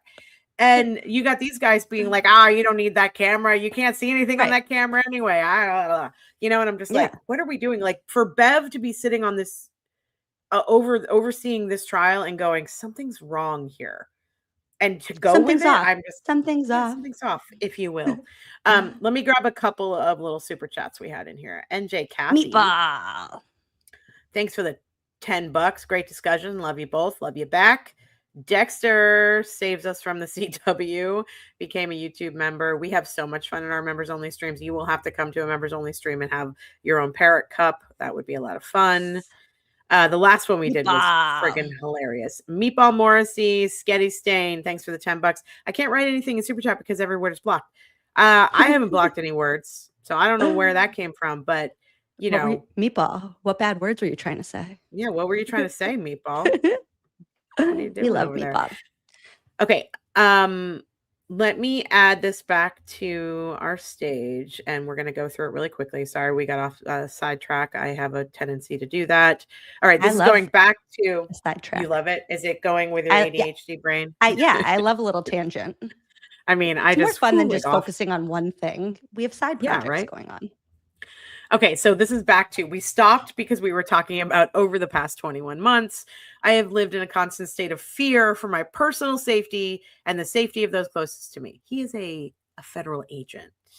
Anyway, I have had to remain hyper vigilant in public, and my daily life has been significantly disrupted. I have been photographed while on duty at both Nashville and the fact that he was photographed in Nashville tells you how big this story is. It's hilarious to me. At both Nashville International Airport and Boston. Also, do you remember in Karen's text messages where they were going to go to his buddy's thing who got shot in the head on their first date? Oh my! We just went over that on our cross roast. It was like Karen was like, "Oh, I'm getting ready to go on vacay. I do so great on vacays. I'm the best at vacays. I'm the queen of vacay. I'm the queen of vacay. I have such a good time. I'm a good time Sally." And he was like, "Oh, awesome. I love a good vacay too. Actually, I'm going to be in Nashville next week because my buddy got shot in the head. You want to come?" It's just like, what the frig is wrong with you, Higgins? What are you doing? Actually, though, you want to hear some good news out of this whole thing is once I went down a rabbit hole and looked up that guy who the benefit was for, and he made a full recovery, and there was an article in the newspaper about how he was doing so much better and he had just gotten married and yada, yada, yada. So go, buddy who got shot in the head. I see. And I thought he died. And I was like, this is so tasteless. No. Okay, good. I'm glad he's alive. I'm so glad he's alive. He's married and happy. Good. And just has a little bit of a scar. He has a scar in his head. Yeah. Okay. So poor Higgy was photographed while on duty. What does he mean by on duty in Nashville? Why was he on duty? I mean, I guess he's a federal agent, so he could be anywhere doing anything. But I mean, they did send Yuri to DC during the investigation into the Anna Walsh case. So maybe he had to go somewhere. They also sent Tully to California to interview Natalie and to South Lake, Texas to hand deliver whatever those SD card things are for Shano. So who knows? Who knows? But the taxpayers are paying for it. So he got photographed in Nashville. He got photographed at Logan. And that has caused him employment-related issues. I'd like to know what that means. He also said that he has been followed in stores, photographed while shopping and dining, and had multiple unknown individuals drive by my residence to openly record and photograph my home and vehicles, both personally owned and government issued. I have received threatening mail as recently as this week. Do you remember the threatening mail that he got? That looked like a teenager wrote it, that he probably wrote to himself. Here's the interesting thing to me. I feel like this has been happening a lot lately. Let me just go back and read what I just said. So I have had multiple individuals drive to my residence and openly record and photograph my home and vehicles, both personally owned and government issued.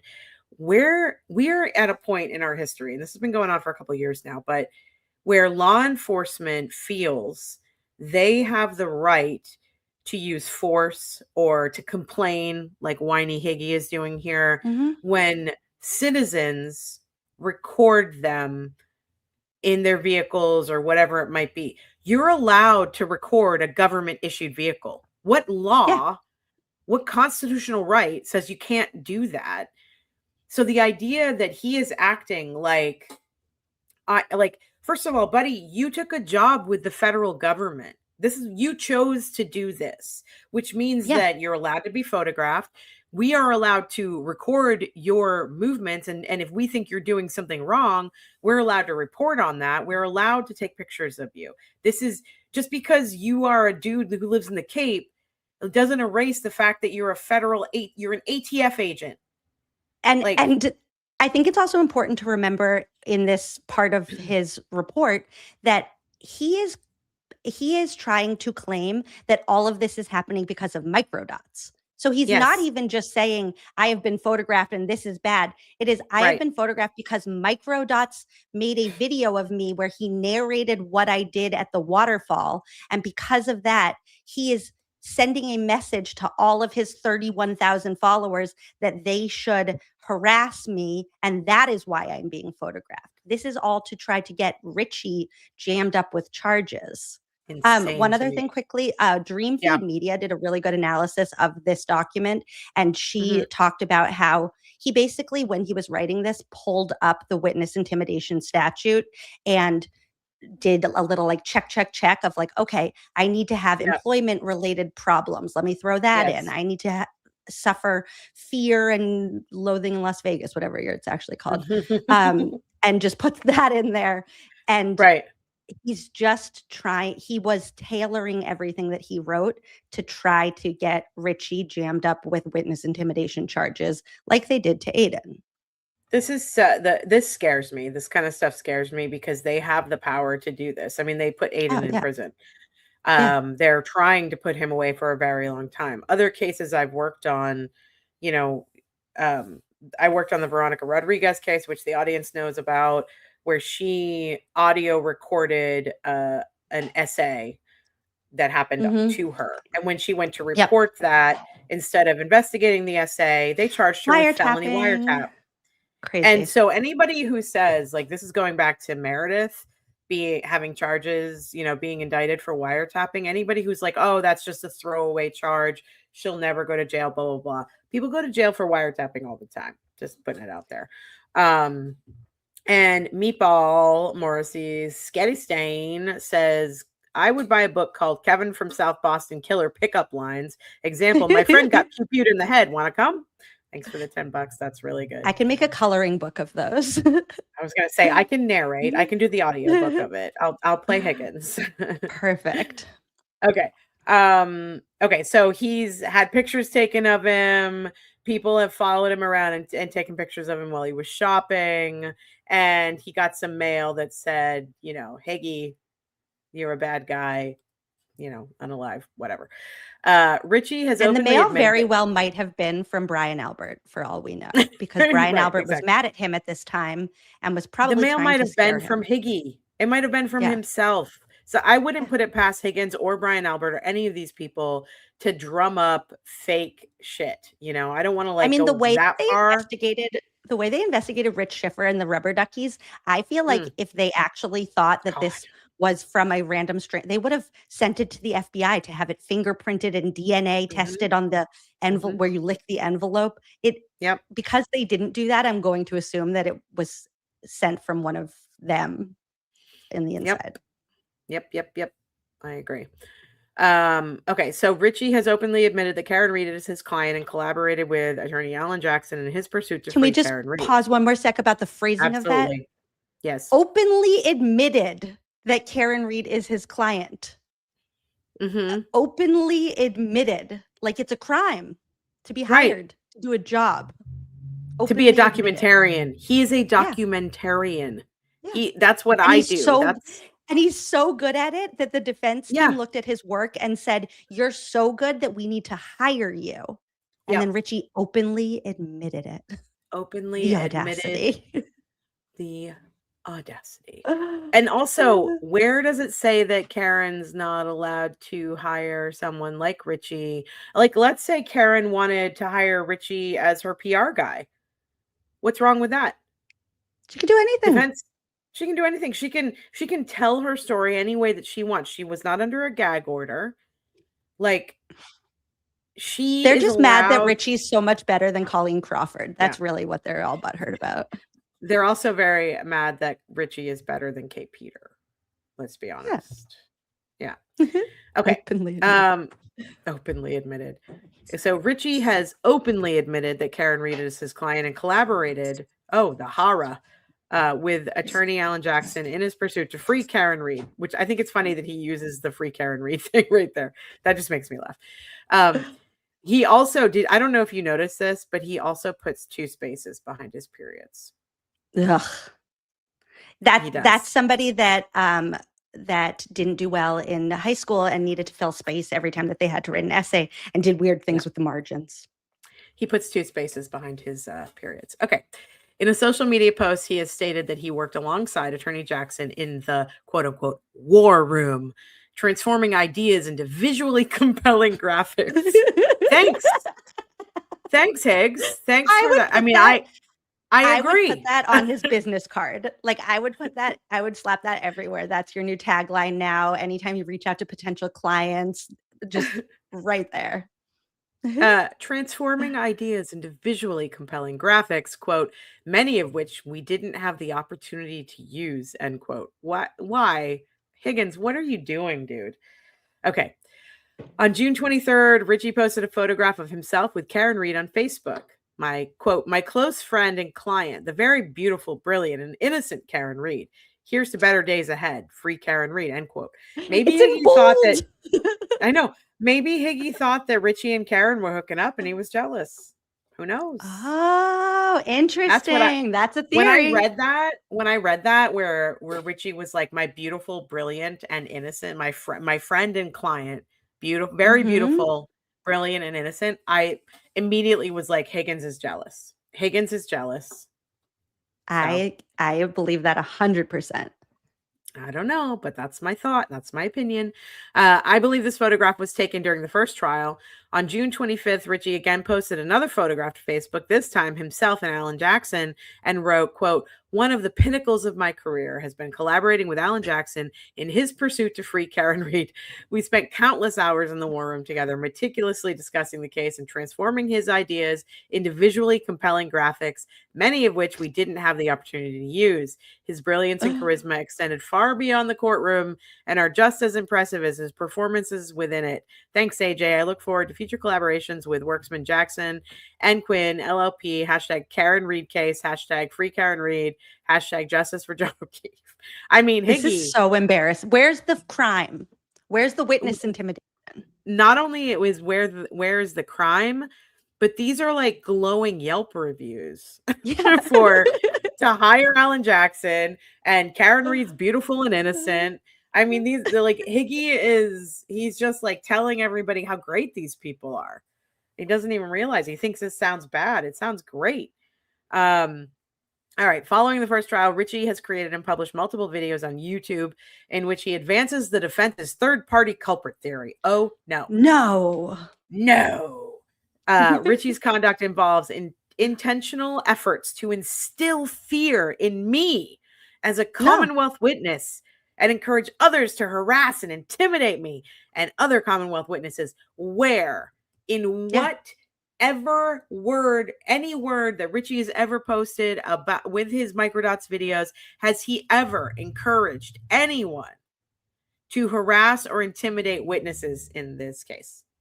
I'll wait. But he tells on himself again here because it's like, oh, you saw yourself on video and you got scared. What are you scared of from seeing yourself at the waterfall? Like, what are you scared of seeing your testimony outlined in tandem with somebody else's testimony to show that you are lying? Like, what are you so scared of? He's scared because he saw, just like we all did, that moment where Chris Albert grabs his arm and holds him back from whatever he was about to do. And that moment right there, if I were Brian Higgins, my guilty conscience would shut me down. I wouldn't be able to leave my house because something happened in that moment, and then it Well, carried and on. if you were innocent, if you were not involved in anything, I'm not saying that he was even the ultimate, Right. the final blow, whatever. But if you were not at all involved, and if that interaction had nothing to do with what ultimately happened to John, And you you would would have tell made everybody. that so clear. You would have Yep. you can make a YouTube channel, Higgins. You know that? You can Yeah. tell us anything you Kevin want to from tell us. Southie. Yeah. Yeah, you can say, this is what was happening here. Chris said this. I said this. I was going to go back and get my credit card. Chris grabbed my hands and said, dude, you already closed your tab. You have it in your wallet now. And I said, oh my God, I totally forgot. I'm so drunk right Yep. now. And then that would be Yep. that. And because Yeah. that has never come out, like all this time that he spent stalking Richie, he could have been calling Verizon to get his geofence data to say, look, I wasn't even in the house at this time. And I also subpoenaed, because I'm an ATF agent and I have capabilities. And my friend Matt Kelch at the FBI got John O'Keefe's geofence data, and it shows Yep. that the phone really didn't move. And this, no, dude, No. you're just so scared of your own actions. And you know what, Higgy? You would feel a lot better if you just let it go. Just unburden yourself. I know it's scary, but then you'll sleep better at night. You'll feel better. You'll eat a meal for Absolutely. the first time in years and Meal of enjoy food. it. Yeah, a meal of food.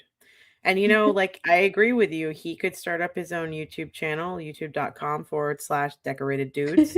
And he could have you as a guest.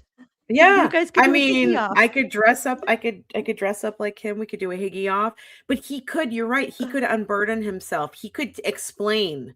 That he has a lot of explaining to do. He has lots of explaining to do. Of everybody, Higgy is on video. The rest of them aren't on video except for at the waterfall. He's on video in Canton. He's on video. There's probably video from the base when he got rid of his phone. Military bases have cameras everywhere. You know what I mean? I mean, if that would a be good like in a FOIA. trash bag, that would be whatever. We could FOIA that. But I don't even think that would be exciting. Like, what would we see? We'd see him with a big bag. It was probably in a trash bag with all of his other pizza boxes. What and if stuff. he's talking to somebody on his new phone? What if he's talking to Brian Albert, who's telling him he's going to do this? There's so much that we can. Like, the problem is that Higgy has a lot of explaining to do, and he's choosing not to. What he's choosing to do, instead of being like, that was totally innocent. This is what Chris was saying to me in that moment, like you just said. Or this is what I was doing when I was walking down this hallway and I went into this room at CPD. Mm-hmm. He could do all that. Instead, what he's doing is he is attacking somebody who is exercising their First Amendment right to report on what's happening in this case over the past 3 to 4 years. He's attacked that. To me, this letter makes him look more guilty than anything. Totally. Because instead of talking to us about his involvement, his role, and what we're seeing on the video, he's sitting here attacking some innocent person and asking the Massachusetts State Police to investigate a citizen. That's not what federal agents are supposed to do. And that's why I was saying that this is how you know how deep and how high up this protection for the House defendants goes, because he's writing this that is like, if you were in 4th grade writing a mystery story and then somebody sent in a letter like this, in your 4th grade brain, you'd be like, and that's the person who did it. And now the police realize it and they found their guy. He knows that that's not going to happen. And so he feels comfortable just bearing his soul because of the opportunity for him to be able to tell Richie to stop. And that is more enticing than anything. Yeah. We just have a little bit left of this letter, and then we're going to also get into the story about Brian and Higgy and what they reported while they were at the bar and yada, yada. But this was written before the second trial. And he says, as the second trial approaches, I fear that the intimidation and harassment directed toward me and other witnesses will escalate. On or about March 3rd, 2025, YouTube creators Randy Reamer, aka JFK, and James Amaral Jr., aka James Jackson, hosted a live stream titled "At Karen Reed, 28 Days Till Trial, All Eyes on the Prize," which had 6.7 thousand views. The promotional material for this broadcast, which remains publicly accessible, oh no, prominently features a photograph of me taken during my response to the 2013 Boston Marathon bombing, where I am wearing an ATF raid jacket. Alarmingly, a firearm optic has been superimposed over my head, accompanied by the caption, "You are in the defense scope now, KFSB." Throughout their broadcast, Reamer and Amaral Jr. Not clip art. Frequently referred to me as Kevin from South Boston. Prior to this, so okay, I'm not going to go any further with this because this has nothing to do with Richie. Like, what is he doing? That's here? what I'm This saying. is This is like a insane. high schooler who's like, and the other thing was my history teacher was mean to me today. And these boys were saying that my name was Kevin, but really my name is Brian. What? What are you crying insane. about? It's insane to me. And because of this, though, I do have to bring one other thing up because of what he's talking about. I'm sure most of the audience has seen this already, but we got to do it again. Here we go. This is what he is talking about. I'm like, the fact that Brian Tully even like, I was just going to say this, that even Tully gets this report and is like, dude, there's no there. Come on. like He can find a there anywhere. All right, here we go. This is what he's talking about, Kevin from South Boston. Hey, man, what's up, guys? Kevin from South Boston. What's up, Kevin from Southie? What's happening? No, listen, I appreciate the things that you two do, you and James, right? But let me ask you something. Those two dudes that you're accusing, right? Right. They're decorated dudes. What happens? Like, can you look at this from both sides? And this comes out that she actually did it. Are you ready to, like, you know, put it out there that you were wrong? You sound like Higgins, bro. I love that he picked up on that. Is this Higgins? Is this Higgins? You're wrong. You're Higgins. Bye. Bye. I don't know that I would have put that together so quickly in the moment. I love that JFK was like, wait, oh my God. He sounds just like him, though. I mean, like, the idea that, and this is what's funny to me. Higgins was keeping an eye on all the media. The idea that he called into that show means he watched everything. He listened to everything. He knew what everybody was saying. He knew what was going on. And he had his eyes on all this shit. And I can't believe, I mean, I guess I can. He is grasping at straws. The idea that he would fake it and call into this show and be like, they're decorated dudes. What are you guys going to do when she's found guilty? Like, that is damning. That's damning, Higgy. That is damning. But yeah, he felt like compelled to do it himself.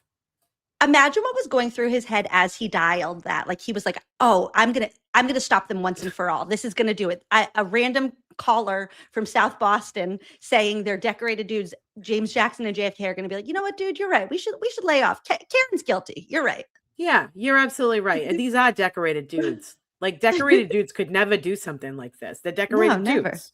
Ever. Yeah. No decorated dudes in history have ever done anything bad. No decorated dudes. No decorated dudes ever in history. Okay. Is this the right one? Nope, that's the wrong one. Hold on, I gotta find it. I do wonder if the response from Tully / Massachusetts State Police would have been different if Richie's content had equally featured the police side of things, because he was very focused on the actual events of the evening and like chronicling the waterfall video and focusing on what could have happened inside of the house during like what Sam calls the minion meeting.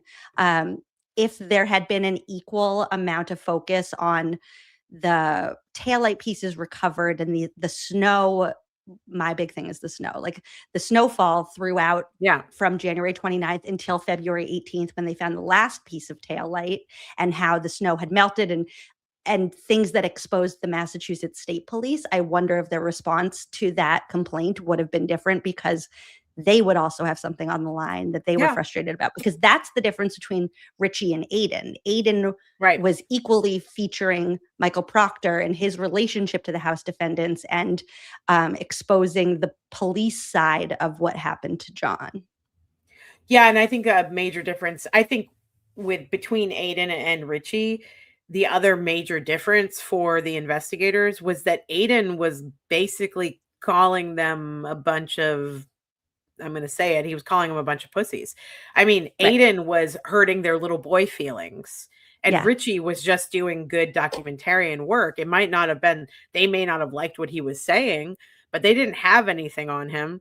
With Aiden was going that extra step to like tear them down as men and Yeah. like Well, law and Aiden was enforcement like and bringing it into the real world where yeah. Richie, it's like people were watching a YouTube video in the comfort of their own home and then maybe tweeting about it and then closing it up and that's Yeah. that. And it only existed on the internet.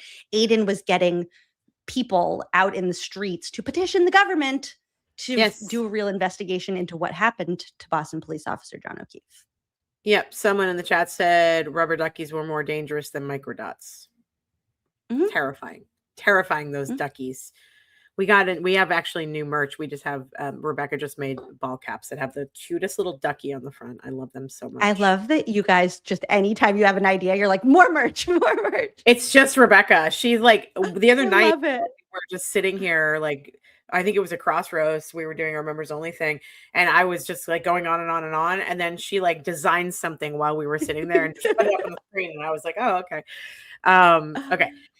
So this next bit is very interesting to me. There's so much information in here that really the people who have this encyclopedic knowledge of this case, I think could have a field day with this. Oh, Boozy Beauty did an unpacked this, like the relationships between them and who the Beaties are and who, so that if anybody has not watched that, it's like halfway through her live from the other day. Wait, I will say before you get started, this feels to me, you know, when you watch like a, like one of those shows on Showtime, like Big Little Lies or whatever with Nicole Kidman, where there's always a scene where somehow like all of the main characters end up in the same place. It will be like a graduation or like the school dance, and suddenly like all the major players were there. That's how I imagine this scene where it's like suddenly all of the main characters in the show are gathered in this one location and the music is getting really tense and you see them locking eyes across the room and then they go outside together and everyone's looking and nobody knows what's going to happen. Very dramatic. Very dramatic, but I also think that these moments happen more often than we even realize. And this is just one of them that was reported on.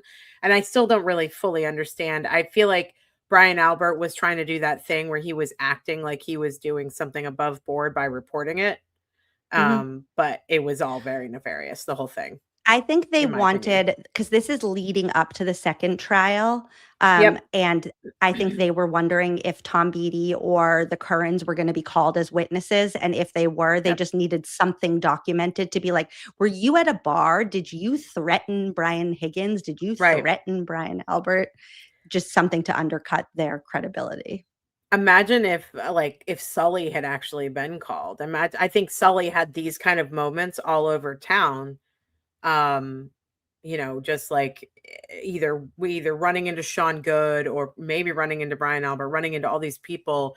He was probably intimidated all over town. He probably had a lot to testify to that they didn't want him to testify to, which is why he was not called.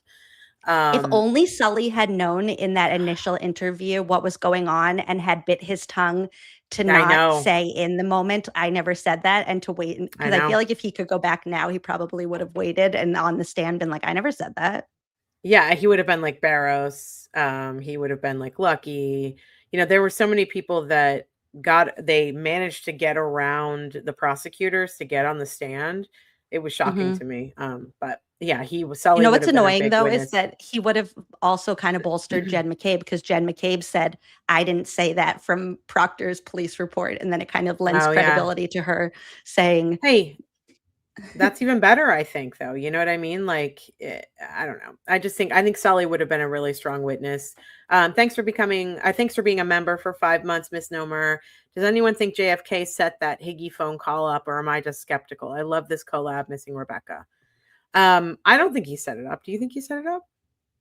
could go either way on it. That seems I actually don't know like their show well enough to know if that was something that he would do. I don't know him well enough. I was friends with James Jackson for like a week. But besides that, I really don't know them at all. They seem genuinely shocked in the moment. Like I don't think that was if they did, that was very good acting on their part. I don't think so. Yeah. I don't. Okay. Okay, let's see. I have to address this because it's local. Bite My Bit said, "Oh my God, you're at Rehoboth. I totally grew up going there from Rockville. Then my dad moved to Lewis."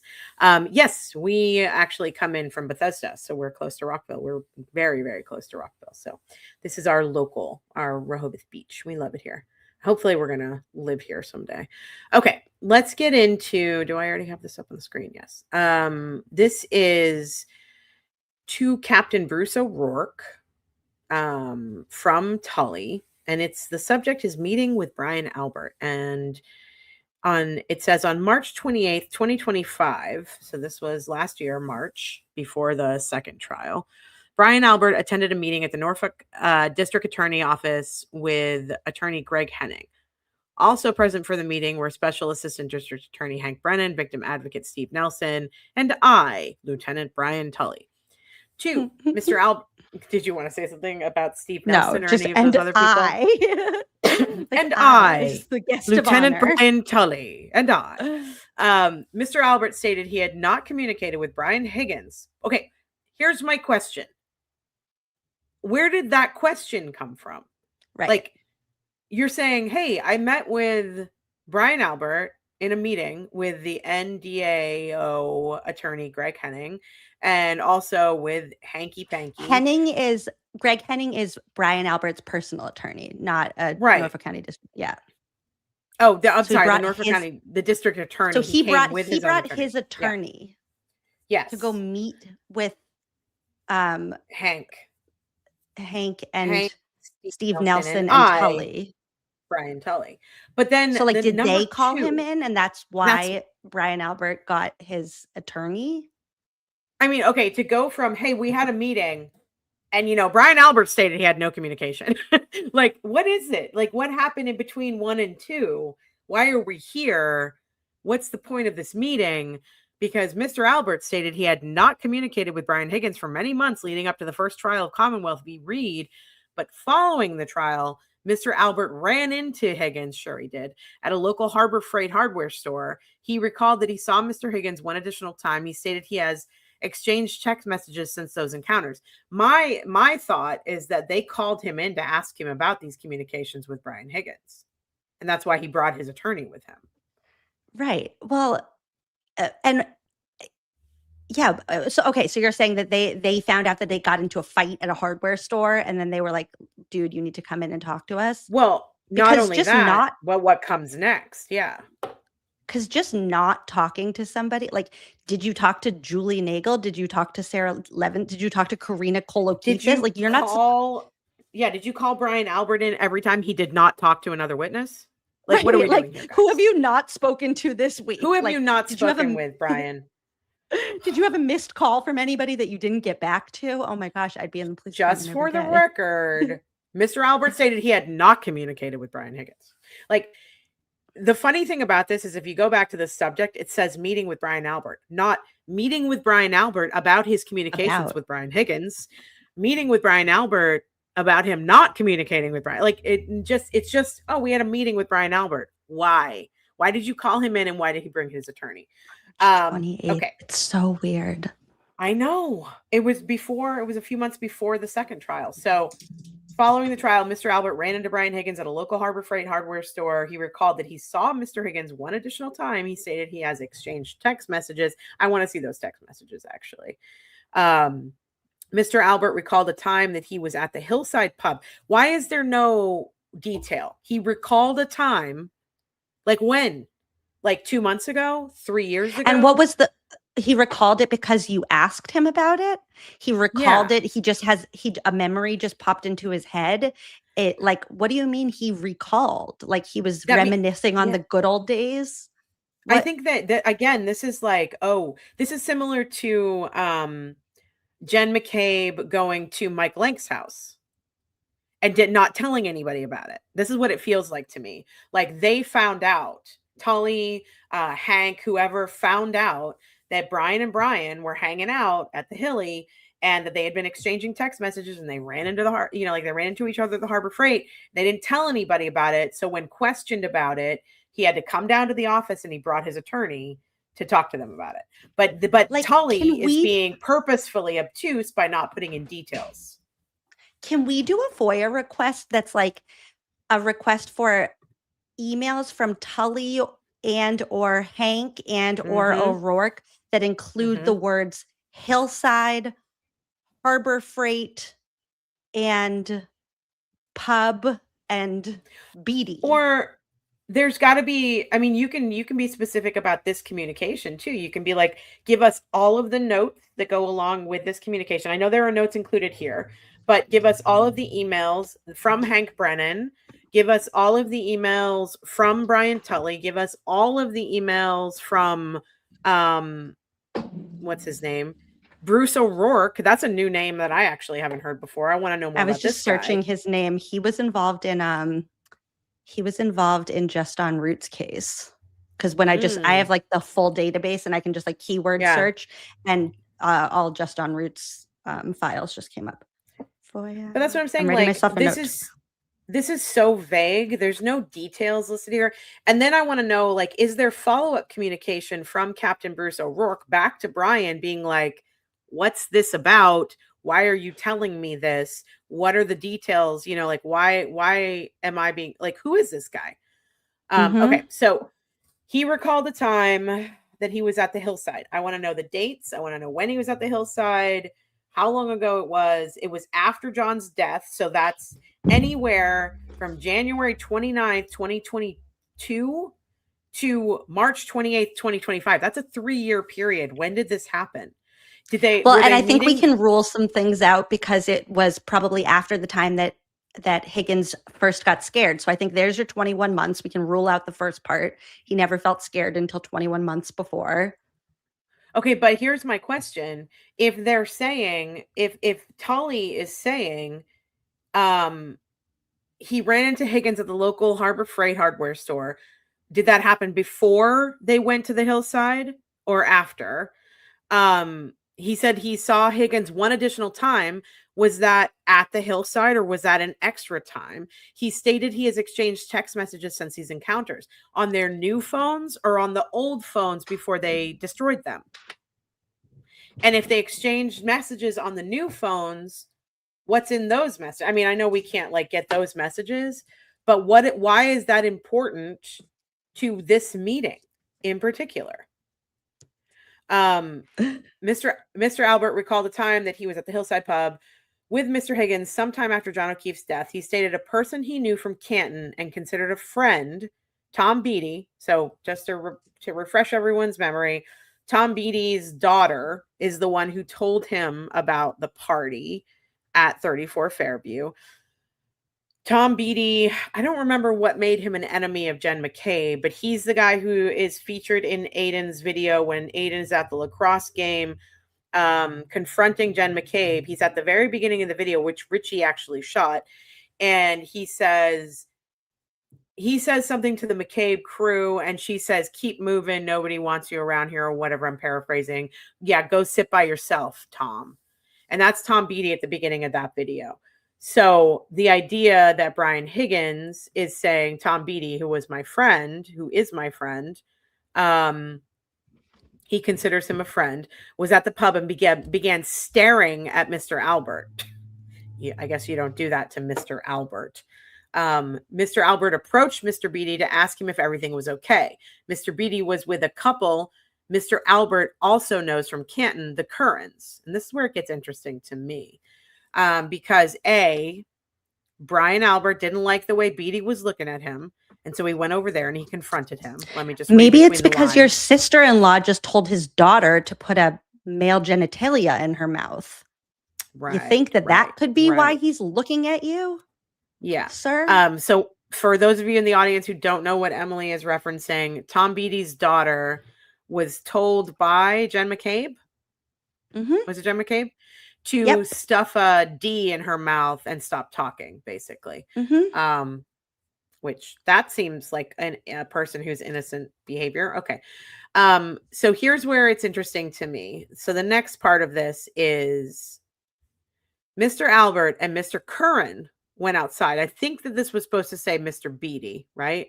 Mr. Albert, I'm going to say it, even though it doesn't say it in here. Right. Mr. Albert and Mr. Beatty went outside to talk, and Mr. Higgins Boozy stayed said the same thing, and if Boozy said it, then it's true. Boozy said that name is wrong. Yeah, so you're right. Because I think it's wrong also because of the handwritten notes that we see in just a minute. Right. I think he got it wrong. The topic of conversation was the death of John O'Keefe and resulting criminal trial. Mr. Beatty stated something is weird and mentioned Colin Albert. Mr. Albert and Mr. Beatty went back into the pub. So yeah, he did get it wrong. Mr. Beatty and the Currans left a short time later. And here, this is very interesting. It doesn't have anything to do with this paragraph. Mr. Albert stated Mr. Higgins did not know the Currans or Mr. Beatty. We know that to be incorrect because, and we just went over this in the cross roast from last Monday or Tuesday, whenever we did it. Karen talks to Brian. That's how she got his information. It was from the Currans. Yeah. And the Currans were always at John's house. They were always sleeping over. There were pictures of them like drunk sleeping over. Brian was always at their house. Why? And also, why is it only coming from Brian Albert? Why is he taking Brian Albert's word that Higgins didn't know the Currans or Mr. Beatty? Why is that even included here? I mean, to answer that question, we would need to know what the purpose of this interview was. Like, if he's trying to tell them whatever the purpose was, if he's trying to say, okay, this investigation into whatever you're looking into ends here. I don't want you poking around anymore. Then you would say, yeah, and like Higgins doesn't know them, so you don't need to talk to him. Right. If he called the meeting, that's different. I don't know. I have no idea. I don't think he called the meeting. I think that he was called in. And I think that's why he had his attorney with him, because Brian only took his attorney when he was going to be in trouble. Remember, he brought his attorney in while he testified. And there was a bit there where Bev was like, is your attorney, like she saved him. Like, is your attorney here? Right. She did the same thing with Brian Higgins. Is your attorney here? Like and even going as far as to say, I don't think he should say anything about this without incriminating himself. And it's like, that's not your role, Bev. Like, right. There's even a sidebar. That part to me felt a little more like not normal, but like a little more like I can get behind. There was a sidebar where she's like, well, if he brought his lawyer, I don't want to like step on that lawyer's toes by like encouraging him to incriminate himself without giving him the chance. Like that's where you get yourself into like bar trouble because you didn't allow them to speak to their attorney. Yeah, agreed. Okay, so the last thing here says, Mr. Albert stated Mr. Beatty has confronted other people about the death of John O'Keefe and the criminal trial. I mean, that's because Beatty knows something happened there that was nefarious. Can I add some context about the Currans? I know we don't love Gretchen Voss at this moment, myself especially, but in the last FOIA drop, there was a full transcript of Karen's interview with Gretchen Voss, and she talks about the Currans a little bit, and I'm trying to find like the start of this. So she says, did I tell you who are we talking about here? Did I tell you how he came to my house twice? I'm just going to skip over. We can figure that out later. Sure. He came with another couple that we hadn't talked about that were friends with John and me. And then he came, this is about Higgins, I think then, right? And then he came with the Currans. And he said that in the weeks following, is this about Higgins? Hold on. I think I know what you're talking about. I mean, what you're reading. I feel like it is. Basically, she explains in here that like the Currans, the point I wanted to get to is that that the Currans and Tom would stop and check in on her, and then Jen would confront them afterwards, and she would say, we know what cars are at Karen's house. And then they all stopped checking in on her, and that really pissed her off. That's what these are her words. but then they were at a graduation party and it was Tom and his daughters and the Currans, who I think was becoming obvious now were pro Karen and didn't believe that I killed him. And then the other people at the party, like they tried to, and then it says indiscernible, the one line that Gretchen couldn't figure out. But yeah. I mean, I think it's pretty well established that Brian Higgins knows who the Currans are. So why is Brian Albert offering up that information as if he's some expert on it and they just take him at his word? I just, to me, what it does is it shows, I feel like, and this is me assuming what happened, Tully and Brian Albert work together. Like, I can even imagine a scenario where Brian Tully is like, okay, the DA wants to understand why you guys are meeting. Like, you got to come and you got to explain it. And he's like, okay, no problem. I'll bring my attorney. Okay, well, this is what we're going to say. Well, this is da-da-da. It's as simple as that. And it's like, I don't know if that happened or not. I mean, I'm just positing, but it would be as simple as that. And the same thing with Jen McCabe. Like, why didn't you tell us about going to Mike Lank's house? And she was like, it was innocent, or whatever. And he's like, all right, well, you got to come in and you got to say it was innocent. You got to just say this. And it's like, Tully, Jen McCabe pooped at Mike Lank's house. If she's going to lie, then I'm going to spread rumors that she stunk up his whole house, took the biggest poop, clogged the toilet. She sure did. Oh, Emily. All right. I'm gonna have to wrap this up very soon, but okay, you say what you're gonna say, and then we have to talk about Lindsay Clancy a little bit. No, let's talk about Lindsay Clancy, because we could go on and on about this forever, and we're not going to come to it. We don't know. This is why I get I like taking all the information and then organizing it for other people to do this stuff. Because then when I do it myself, I like having a project and then being done with it. And this feels so like we're never going to have the answers, that then I just end being like, well, I could do this for 18 more days straight and still not have made headway, or have made headway and not even known it, because we don't know. We have no confirmation of like what's right and what's not. I do like the idea of trying to submit some FOIA requests to get more information about what the heck this was in the first place. I think that's the easiest way to really like tackle some of this stuff head on, because it is overwhelming.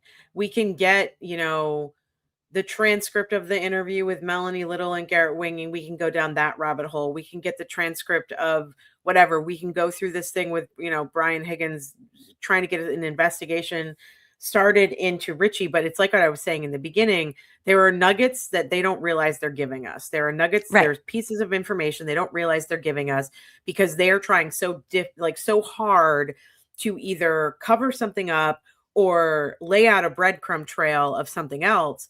But when I see something like the past 21 months, I go back and I look at it.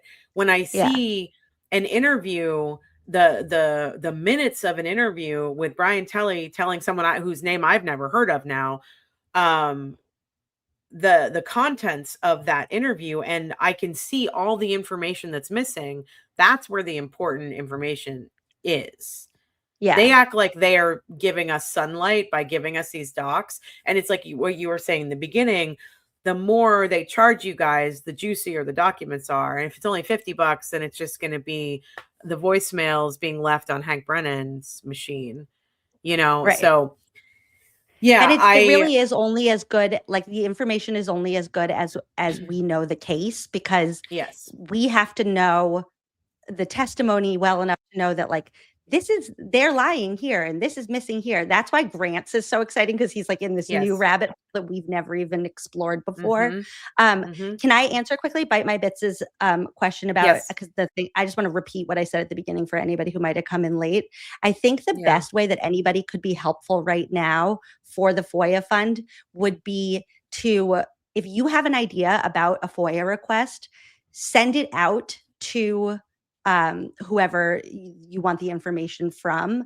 You can just literally put into AI, like, I want to send a Freedom of Information request to the Norfolk County District Attorney's Office to receive X, Y, and Z information. And you just have to, the key to it is to be really specific. Like, I want email communications between March 30th and August 1st, 2023 that include the word John O'Keefe, whatever it is. And they'll get back to you with a response about how much that would cost and what how many documents are returned. So they'll say like, we've run your request and there are 49 pages and that will cost $75.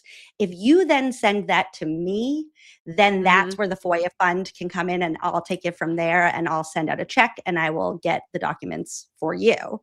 What's funny is when I send the checks, even when I put all my contact information on the correspondence, they never send them to me. They just send it to the person who submitted the request. So I won't even see them, but I'll just do the end game.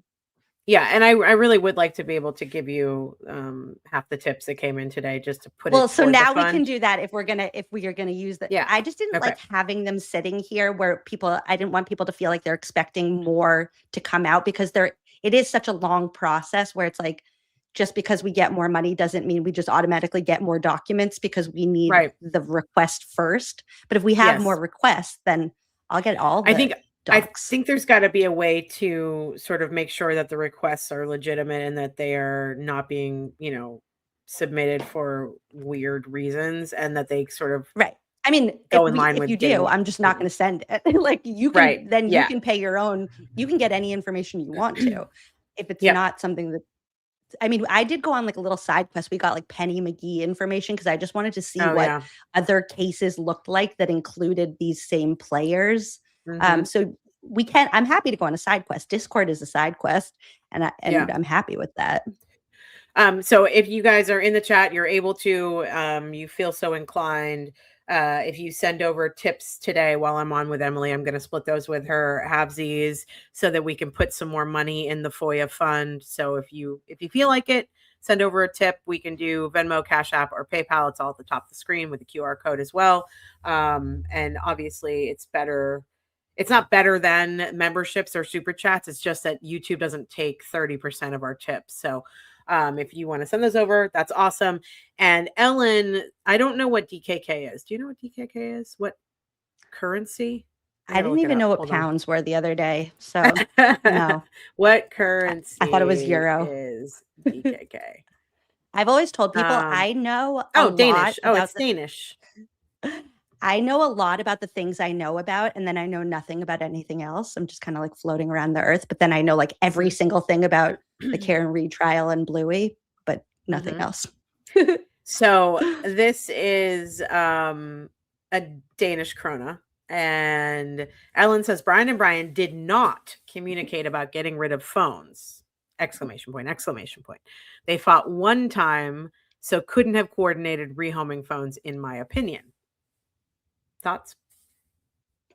Did not communicate. Sorry. In the March 2024 pretrial hearing where Yannetti and AJ kind of like revealed that federal investigation document that I made, they say, actually, can you pull that up? It's still down at the bottom. The sixth box on this. Following Judge Krupp's preservation order, Norfolk County District Attorney's Office, quote, gave the go-ahead to Brian Albert and Higgins to destroy their phones. They didn't have to communicate about destroying their phones. Morrissey told them to. Yeah. Like they didn't have to coordinate anything. They didn't have to talk about it. They both got the same call from Morrissey or Lally or whoever and said, they're putting a preservation order out. Get rid of your phones. Bye. Yeah, I mean, and the idea that Brian Higgins said he never got the preservation order, that's what he testified to. The whole thing was so screwy. If you looked at any other case, like if you just looked at any other case and you saw two key witnesses who were there the night that somebody died, destroying their phones after preservation orders went out, 8 butt dials, phone calls that were answered and then hung up and no conversation.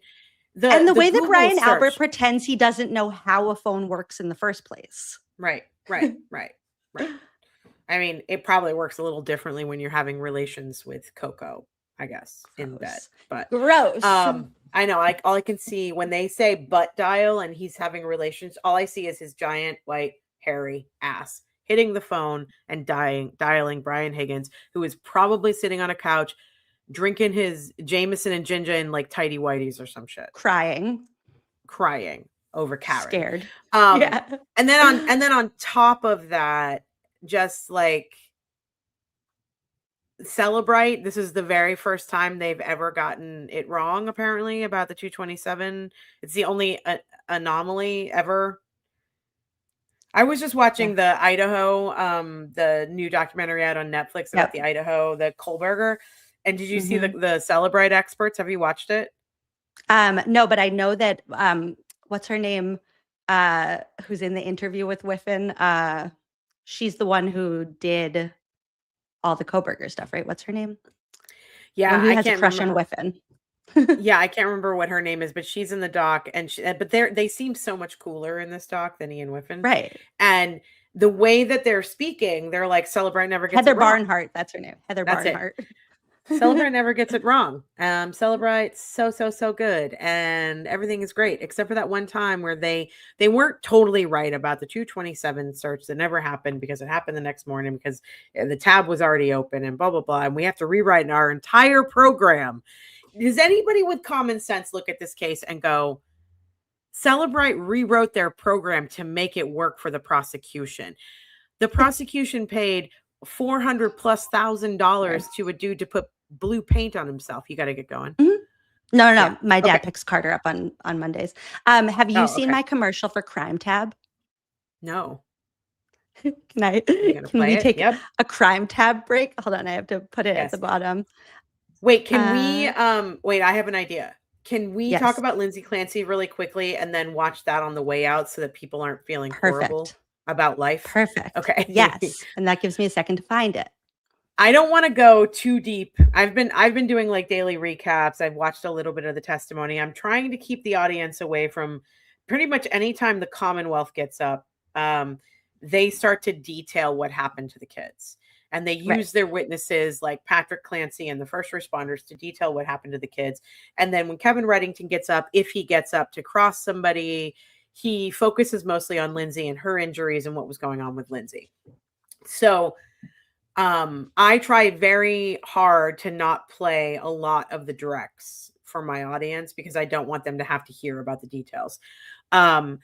I just have one question. Well, I have more than one question for you, but my biggest question for you being, a person who lives in the Commonwealth and pays taxes in the Commonwealth, how do you feel about the prosecution in this case? That's my biggest question. So I did a show last night about Clancy, and my recommendation to everybody was anytime you start to feel very upset about what happened, I give everybody permission. I will unburden you to be able to channel that sadness into rage. Sorry, I'm downloading this video too. Because there is no reason why this case should be prosecuted at all, the way that it is at all, point blank, period. Last night, I took the civil filing that Lindsay Clancy has filed against the practitioners that she saw and compared the details in that come directly from her medical records, her her experience, what she said versus what they said in the opening statements, what they said in their direct examination of Patrick.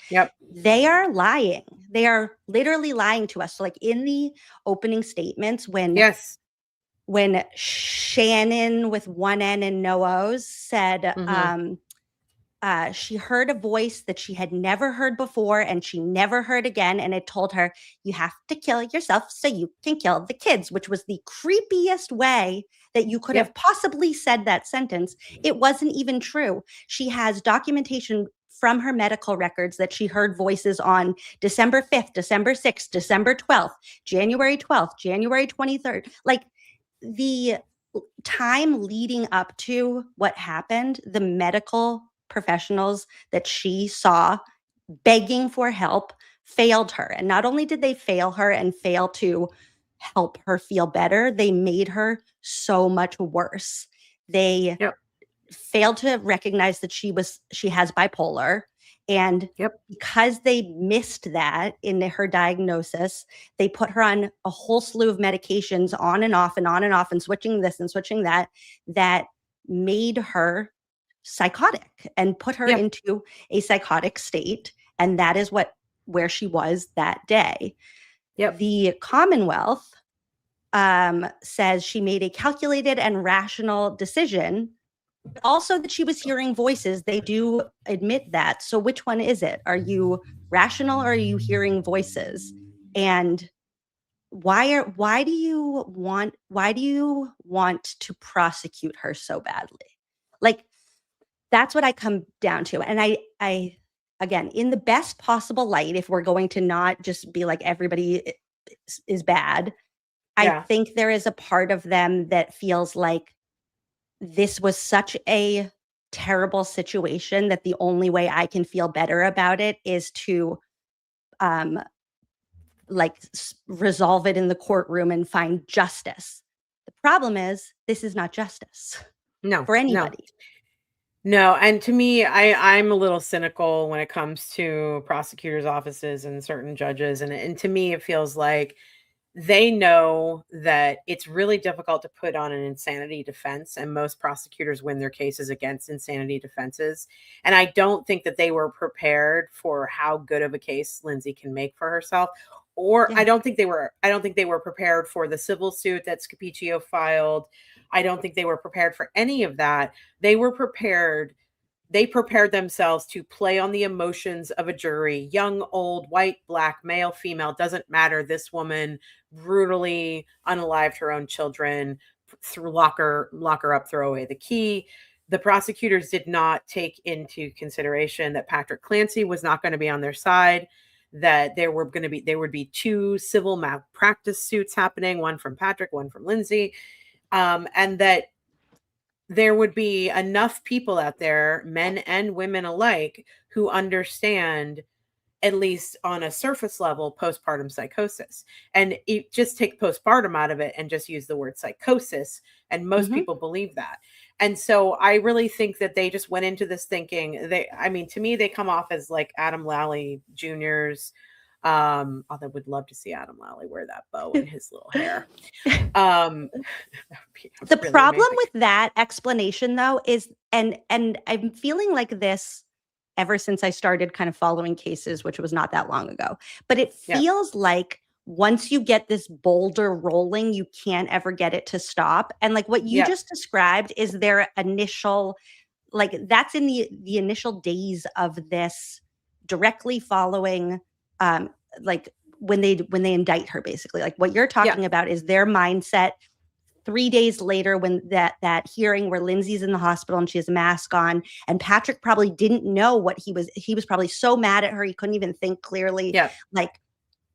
And then the dust settled, and we came to a place where they had piles and piles of paperwork showing all of the different doctors that she reached out to, all of the different medications that she was on. You've had meetings with her ex-husband who says, she took everything from me. She destroyed me. And I still maintain that she is not a monster. She's somebody who got sick, and I can't see her be tortured anymore. And there has to be some point where you say, okay, pump the brakes, like iceberg dead ahead, like turn the ship. And they just don't do it. And they just stay the course. And it's embarrassing. Yeah, I think it's an ego thing. I mean, I think that this has been going on for a really long time, for decades, with prosecutors' offices. They're very concerned about their conviction rate. They very rarely can say when they're wrong. And I've seen that firsthand from the Pamela Smart case. And I'm not saying that in that case, Pamela Smart, that it was wrong to prosecute her, but they will not talk about any of the big mistakes that they made 35 years later. So to me, it feels like they are full steam ahead. They are going to have the might of the Commonwealth behind them. They're always going to beat an insanity defense. The ego just plays, and they go with it. And I think it happens all the time. And I think that I mean, how many cases have we seen from the Commonwealth that were bad cases that should never have been brought, or they I had the haven't wrong seen a good person? one. I have I not know. seen one good case. Like Brian Walsh is the closest that they have to a good Yeah. case, and guess what? I don't And even that think was he got still the right bad. person. No, I don't. I had issues with that case as well. I did too. We covered it. Where's the interview with his Rebecca. mom? Yep. His mom was in the house. The parole Yes. officer told us his mom was staying with him until Yep. January. He was going to go drive her back home, and he had to get special permission to be able to do that. His mom was. Have we spoken to her? No. Okay, cool. Good investigation then. She's sitting in the courtroom. She's potentially a I witness sat sitting behind there. her. I went to Ooh. closing statements. I got the like witchy, like she is ice cold. Like you can feel Yeah. it coming off of her. It's Yeah. crazy. But that's the closest that I've seen to a good investigation. Interesting. Celebrate worked during that. Penny McGee, Yep. they got wrong. Karen Reed, they got wrong. Aiden, they got wrong. Stefan Diggs, they got wrong. Kelsey Fitzsimmons, they got wrong. Lucy Medina, they got wrong. Like, do we do anything right? I mean, at some point there has to be some sort of like reckoning where they sit down and go, okay, you guys, we need to like, but you would think that that would happen with Massachusetts State Police after all the complaints they've had after the deaths they've had. You would think that would happen with the Boston Police Department, or I mean, you remember the drug scandal. Sandra Birchmore, they got wrong, of course. Why Sandra I'm Birchmore, just like, on route, they got wrong. They're not, because they feel like they have so much power. There is no accountability. They don't try to make changes. It's worked this way for decades. Let's just keep it moving forward. Like, again, it's ego. It's ego, you know? Like if you have a car that you have to like drive with your feet out of the bottom, a hole in the bottom because the engine's not working and you're like flintstoning it all over town. Is that car really working? Because that's how this feels. It's like this has been working like this for so long, but like it doesn't work. It's not a justice. It works system. for It's them not... though, but it works for them. It doesn't work for the rest of us. And who pays them? Me. I pay you guys. I did for 13 years, no longer. Like, this is ridiculous. Yep. Okay, so the trial, they were back in court this morning at 9. I'm going to get caught up on that, and I'll be coming tomorrow later in the afternoon to talk to you guys about that. And then tomorrow night we're doing our cross roast. We had one final tip come in from Annie. Thank you so much, Annie. Annie says, I've been a member since day one. I love seeing you and Emily going all over this FOIA fun. Here's a tip for you both because you're awesome and my favorite YT pastime. Oh, thank you so much. Thanks for the $20. You guys, I really appreciated it. We were able to raise $220 in tips. So I'm going to send you $110. That should be helpful. I can't wait to put that towards March 28th FOIA request to find out what in the world that meeting was. Yeah. And obviously, thank you so much. You're amazing. The work that you do outside of YouTube and your designs and your creativity and your joyfulness, all of it, I love. I'm so happy. I would love to have you on anytime. Come back again when Rebecca's here because she misses you. And yeah, I will see you on Saturday. We're doing the fundraiser. I was just going to say, well, thank you for Adam having Deitch. me. This was so fun, and I will see you on Saturday. Yeah. And should we play your video on the way out? Yes. Okay. So this is my commercial for Crime Tab, inspired by Celebrate. Thanks, y'all. I appreciate Thank you y'all so much. This was so fun. Yeah, we're gonna do it again. There's so much more. We should do this every time there's a new FOIA dump anyway, just to like go through new stuff. That would be great. All right, I am going to play this video for y'all. I'm gonna hop off. Thank you so much. Bye. Do you worry about your future Google searches? It is better to throw away crime scene clothes or wash them. Oh my God. One site was entitled, "You Want to Get Away with Murder?" You're not planning anything now, but what if someday that changes? How to saw a body. How to dismember a body. Can you be charged with murder without a body? But then he Googled his own name 4 times in a span of 13 days. You You never know what the public might interpret as nefarious.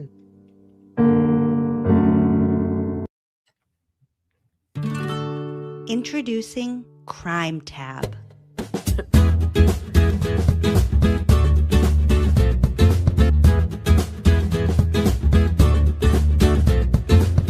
Simply open a tab today and use it for crime later. Amazing. That's great. The URL is the address of the page that's being viewed. So if I have a tab open and I use it continuously, 3, 4, 5, 10 times, will the time stamp change? No, it will not. So How's Long to Die in Cold is the most current search in the tab that you opened at that was opened at 2:27. With Crime Tab, your records won't reflect the accurate time or date of your search. A new tab was opened at 2:27 a.m. and that search was done there. Crime Tab's claims cannot be verified as they are based on Ian Whiffin's support of the Commonwealth's defense of Jen McCabe and have never been applied to another case in history. Protect your so tomorrow with Crime Tab today. So good, Em. Oh man, she's amazing, you guys. I am so happy she was able to come on. We're gonna have her on again. Obviously, we have such a good time with her, and she's so smart and so fun and so creative and so kind. Y'all are so great, and I really appreciate the tips that came over today. I'm so happy that I'm going to be able to send these tips over to the FOIA and Find Out site so that we can. It's actually not to the site; it'll be so that Em can actually pay for the FOIAs, which is amazing. So, if any last minute tippers want to send over tips, the Cash App, Venmo, and PayPal are on the top of the screen. There's a QR code in the upper right, and also pinned in the comments in the chat.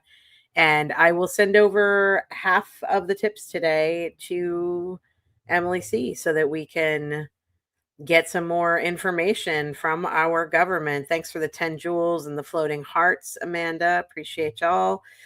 And guys, I will be back tomorrow. I'm going to go watch the Lindsay Clancy trial. I'm going to get caught up on that today.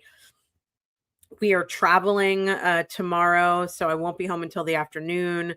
But late afternoon, I plan to do a stream just to give you a catch up on Lindsay Clancy. And then I will be back at 7 p.m. tomorrow night with Ellen Marie Marsh for our members only true crime and hot goss. And I can't wait to see you all there. Thank you so much, Em. You are the best. We had so much fun. Thanks for being on the show. And that's all I got for y'all today. You ready for some more music on the way out? Because I'm about to play the vid. All right. Love you all so much. Don't forget to send over tips, like, share, comment, subscribe, all the things. We appreciate y'all. Thank you so much. See you tomorrow. Oh no. End stream. Good morning, everybody. I am Mel Barrett. I'm Rebecca Lavoie, allegedly. I'm smart. Happy Monday, everybody. I am Mel Barrett. I'm Rebecca Lavoie. Happy gay summer, Mel. Happy hump day, everybody. I am Mel Barrett. I'm not humping anybody. I'm Rebecca Lavoie. Happy Saturday, everybody. I am Mel Barrett. Oh no. I'm Rebecca Lavoie and my mic is muted. Good morning, everybody. I am Mel Barrett. I'm Rebecca Lavoie and that's Briscoe. And welcome to Something's Off, a true crime podcast where we swat the haters aside with our astute takes and humor and joy. And the joylessness I don't give of those a fucking people. Hags.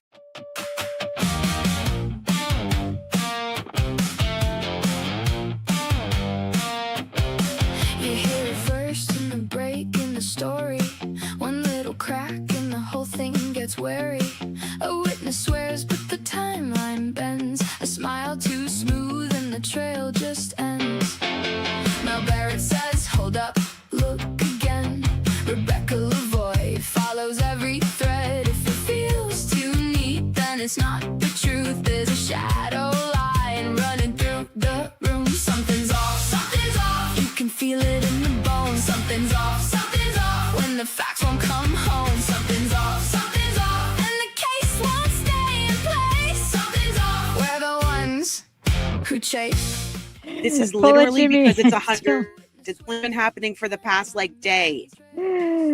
Oh, dear God. Everywhere's a hotspot when Dr. Wolf is on the TV. Am I right? Everywhere's a hotspot when Dr. Wolf is on the TV. I'm sorry. This is very funny. What are you laughing about? Because you're just sitting there waiting for the video to start. I was listening this whole time. You listening to what? You're not playing anything, and now you're frozen.